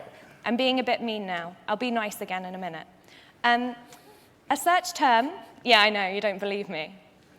Kelvin said I'd make you feel comfortable. I'm horrible. A search term like how to boil an egg, I think, is a really good example. And that is, there's probably an objective right-wrong here, but the instructions for how to boil an egg are right there on the page in an answer box, right? So a user arguably has no need to click through to a website to actually read that. Problem is, you're serving ads on that page. So effectively, you're making money by selling ads against other people's content. Plus, you're removing the original content creator's ability to earn money from advertising. And you mentioned earlier, John, that we rely on this ecosystem, right? I, as a content creator, I'm fine with you crawling and indexing my content because I think you're going to send me some traffic back, and I'm down with that. And I also like what you're doing, as a company, to help the right sorts of knowledge be more accessible to other people. But when you're removing my ability to earn a living, you can see like a line's crossed, no? I don't know about like how to boil an egg. That seems like one of those questions where it's like, what are you going to write on a blog post on how to boil an egg that can't be summed up in 2 sentences? But John, you didn't. So I think that's like on the one hand there's that where a lot of this information is essentially objective information that like anyone can pick up. There's also I think a big aspect of these short answers have other value as well for the website in that we highlight the website, we show the branding of the website, we send them traffic there too, because a lot of these featured snippets, what I've seen is they're not complete answers. They're like more information on this topic. You can understand fairly quickly, is this website something that understands what they're talking about? And if so, you can go there and get more information. And what I also see is a lot of times these featured snippets help in a way that give the user information that they would just like pick up from that web page, where from the web page's point of view, it's not so much that they need that page view to like make a user happy, but rather they need to give that information to a user. So for example, like, I don't know, opening hours, for example. If someone is searching for opening hours, Google can show those opening hours, and Google is not taking anything away from that business by showing opening hours because they're just getting there a little bit faster. Or like how to connect an iPhone to my MacBook or something like that. So, someone from Apple probably has a help page on that, but they don't really care how people answer these questions. They just want this problem solved. So kind of the old school way of thinking about it, like I need to get page views to my pages because I'm a small business and I'm online, and I just need to get page views. I don't think that that's the people. That's people's concern. As I say, my view is that people are concerned about Google placing ads against content which isn't theirs and removing the site owner's ability to earn money through ad views themselves. I think that's actually what a lot of this is about. I would agree it may be somewhat of an edge case. I'm going to move us along before we have an actual fight, because it's far too early. She says, want to talk a bit about rel, previous, and next. Wait, you said it was going to get better. It is going to get better at the end, John. Okay. Yeah. Okay. On the 21st of March, Google webmasters put out a tweet announcing Google were retiring rel previous next. It was prefaced spring cleaning. Lovely. Can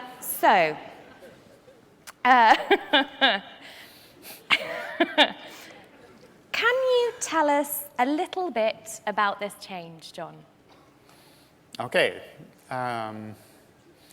So I think what happened there was we stopped using this rel next, rel previous annotations, I don't know, a while ago. And it was something that essentially never came up, so we didn't know about it.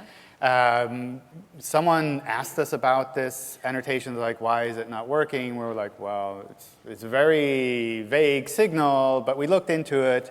And we realized, like, actually, we haven't been using it for a while. So that was kind of awkward. Yeah. And yeah. Yeah. So we thought we would put out a blog post, like, hey, we aren't using this anymore.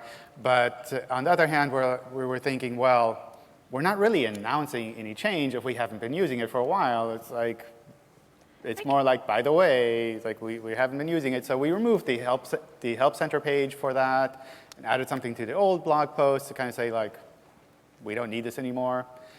And people noticed that fairly quickly. Yeah. So that was kind of awkward. Yeah. We thought maybe, you know, like, people would just silently stop doing this. And between meetings, I did a short tweet and was like, yeah, we haven't been using this anymore. And then I ran off and had another meeting. And afterwards, Gary came to me. And Gary is, of course, the master of calm communications. It really is. So he came to me and was like, John, that was not good. This is my favorite story ever. The idea, Gary going to somebody and going, your communication style there, mate, like, not cool. Like, from Gary. It's just adorable. I love this story so much. Keep going, John, please. Yeah. So I think maybe I could have done that a little bit better. Yeah.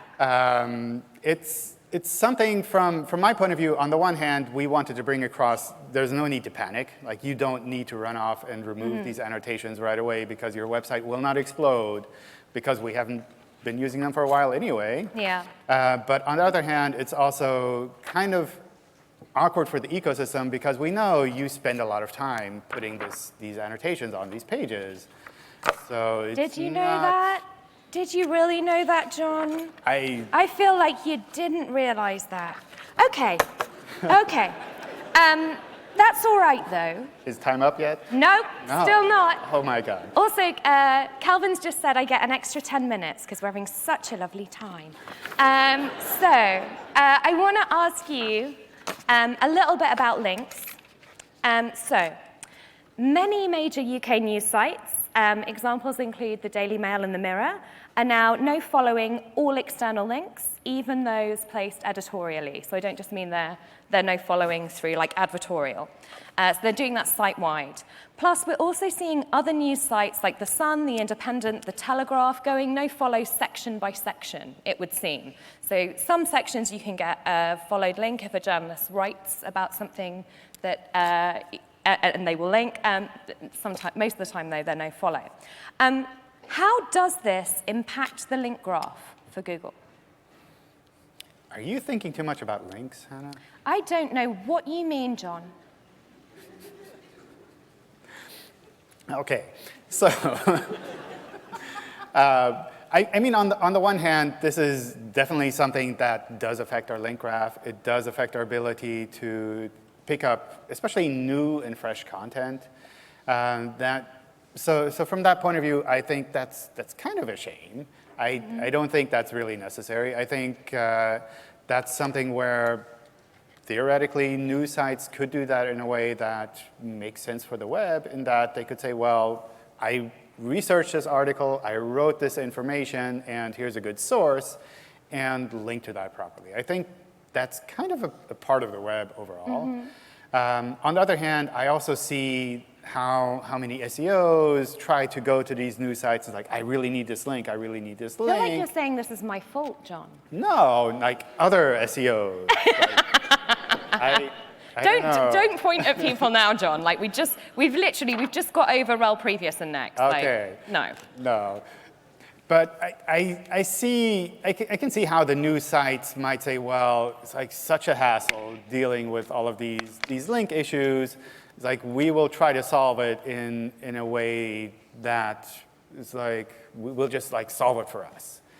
And I think that's kind of short-sighted thinking, because being able to find useful content on the web, links kind of play a role in that. So that's something where if we're not able to find all of this cool new content, they're going to have a hard time finding that cool new content too.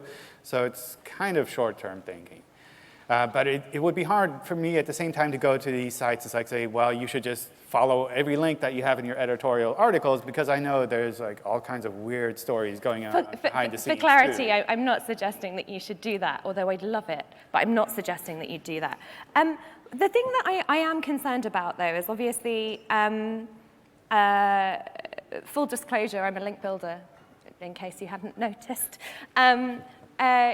There are a limited number of authoritative sites on the web that you desperately, you do want links and coverage from for your clients. And particularly like in the UK, we're seeing like that shut down like markedly, like in the last 12 months, I feel like that's, and this, like I say, this is top tier sites. And it makes me, well, it makes me wonder, I'm going to turn that into a question, because this is rambling. Links are still a ranking factor, though, right? You still use links as a ranking factor?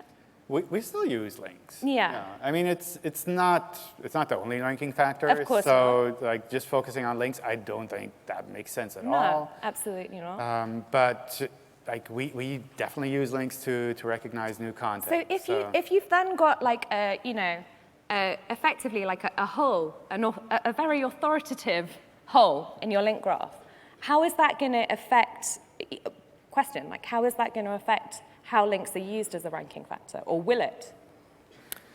I don't know.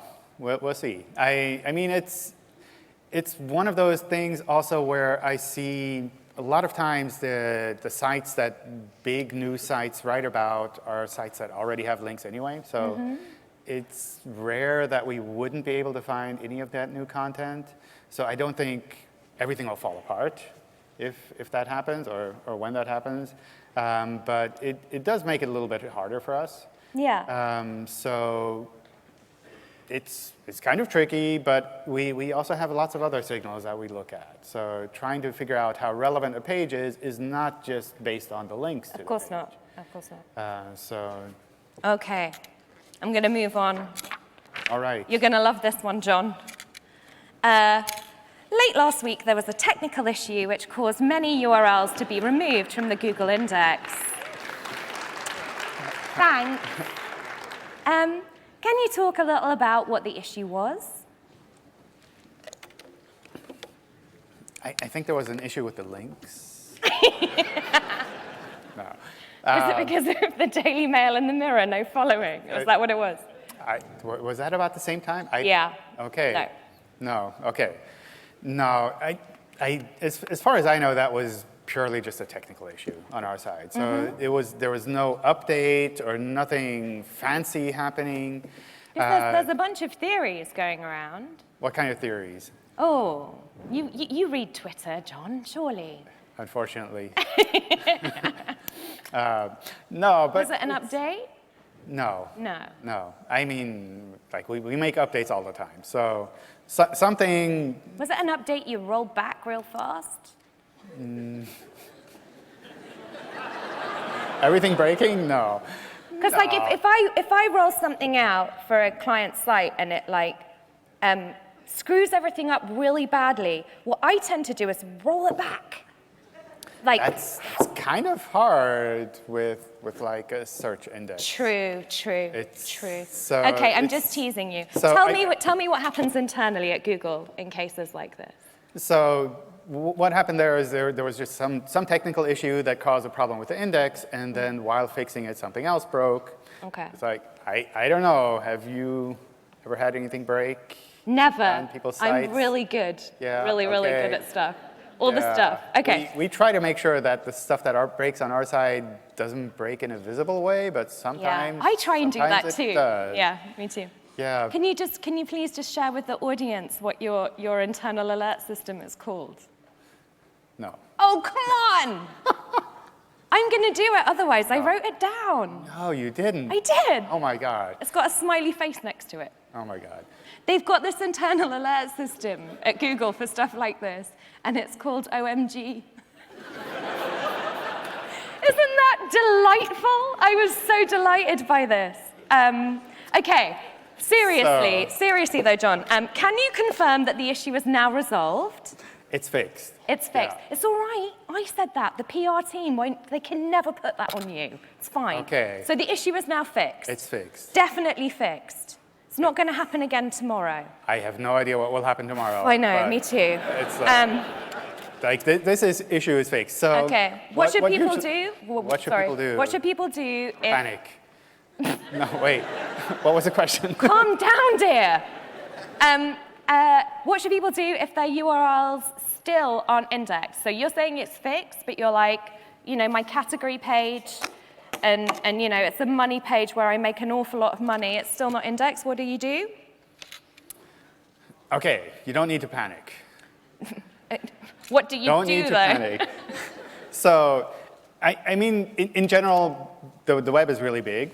So we can't crawl and index everything on the web. So it can happen that there are pages on any website that aren't indexed. I think that's pretty much a normal situation.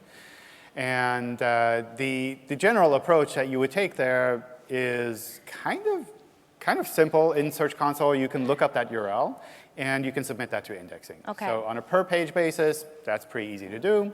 If you have a lot of URLs, you can use a sitemap file, submit that. That works fairly well. Okay. And that's what people were doing during this outage, where it's like some of these URLs were dropping. It's what some people were doing, John. Like, it's not what all the sites on the internet were doing. Okay, so I'm being mean to you again. I'm going to try and be nice. Calvin, am I allowed to go on for a bit too long? A little. Okay, thanks. If anybody wants to go, you can go. It's okay. I'm having a nice time. I'm just going to do 2 more questions. Voice search reporting. I know that you get asked an awful lot about voice search query reports. What challenges are Google facing when it comes to reporting on voice search? I think voice search is a really tricky topic because there's so many different things that people see under kind of the umbrella of voice search.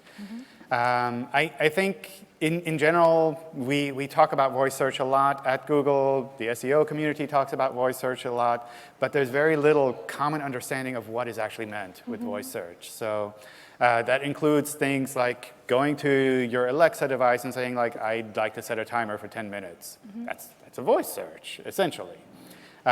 Listening to music is essentially a query that you do through one of these devices. At the same time, you could take your phone, you can open up Google and click on the microphone button and say, like, I would like to buy blue shoes. And that's also voice search.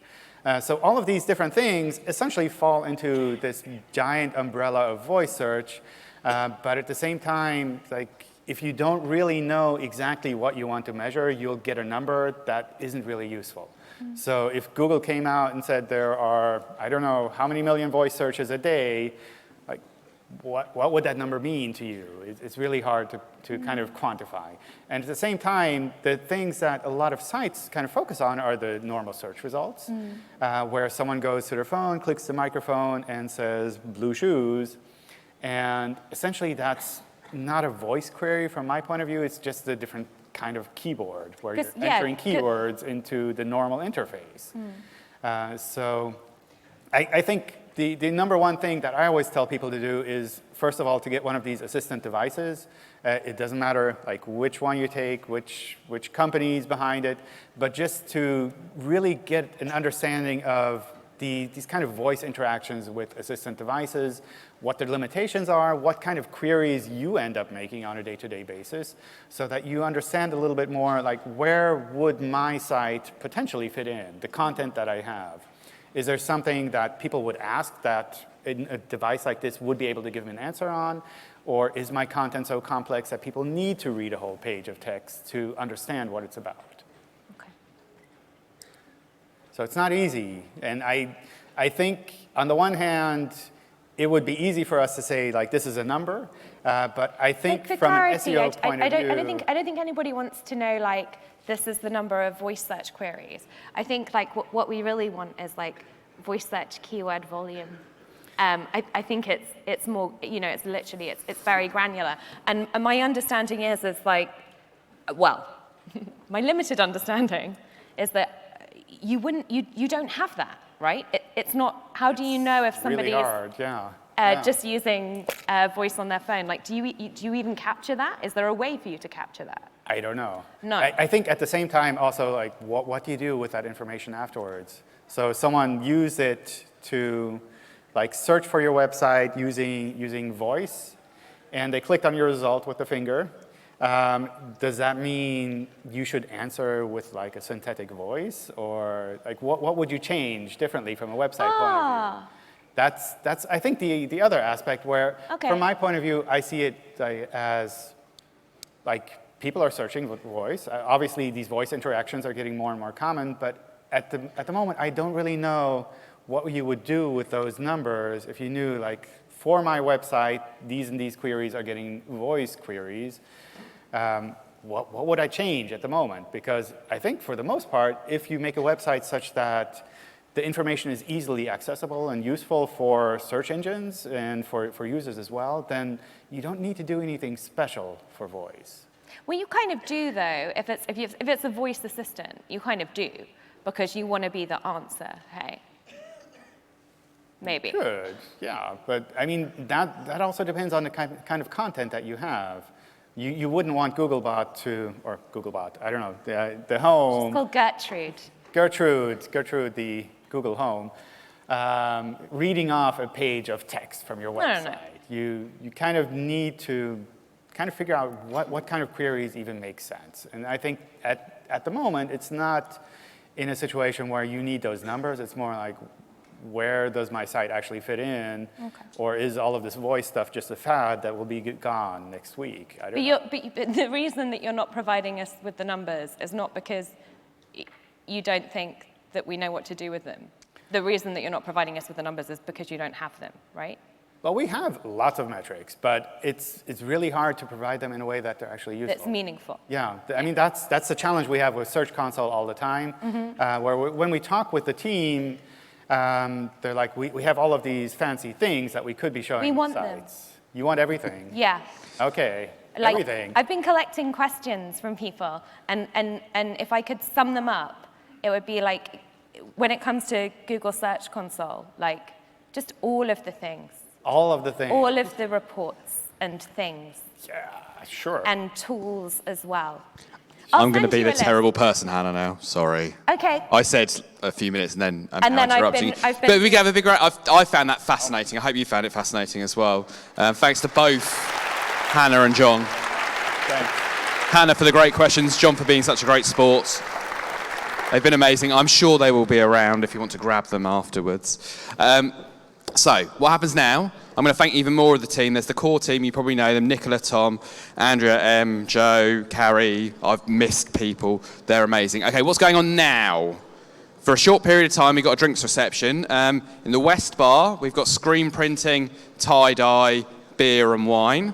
In the Deep Crawl Bar, we've got mini golf. And then in a short period of time, I believe 7, it will be in the app. We're going to Horatio's, which is the end of the pier, with On Crawl for fun and festivities. So, you're all going home. We'll see you on the 13th of September. Thank you so much for coming. It's been a good Brighton SEO. Thank you, everybody.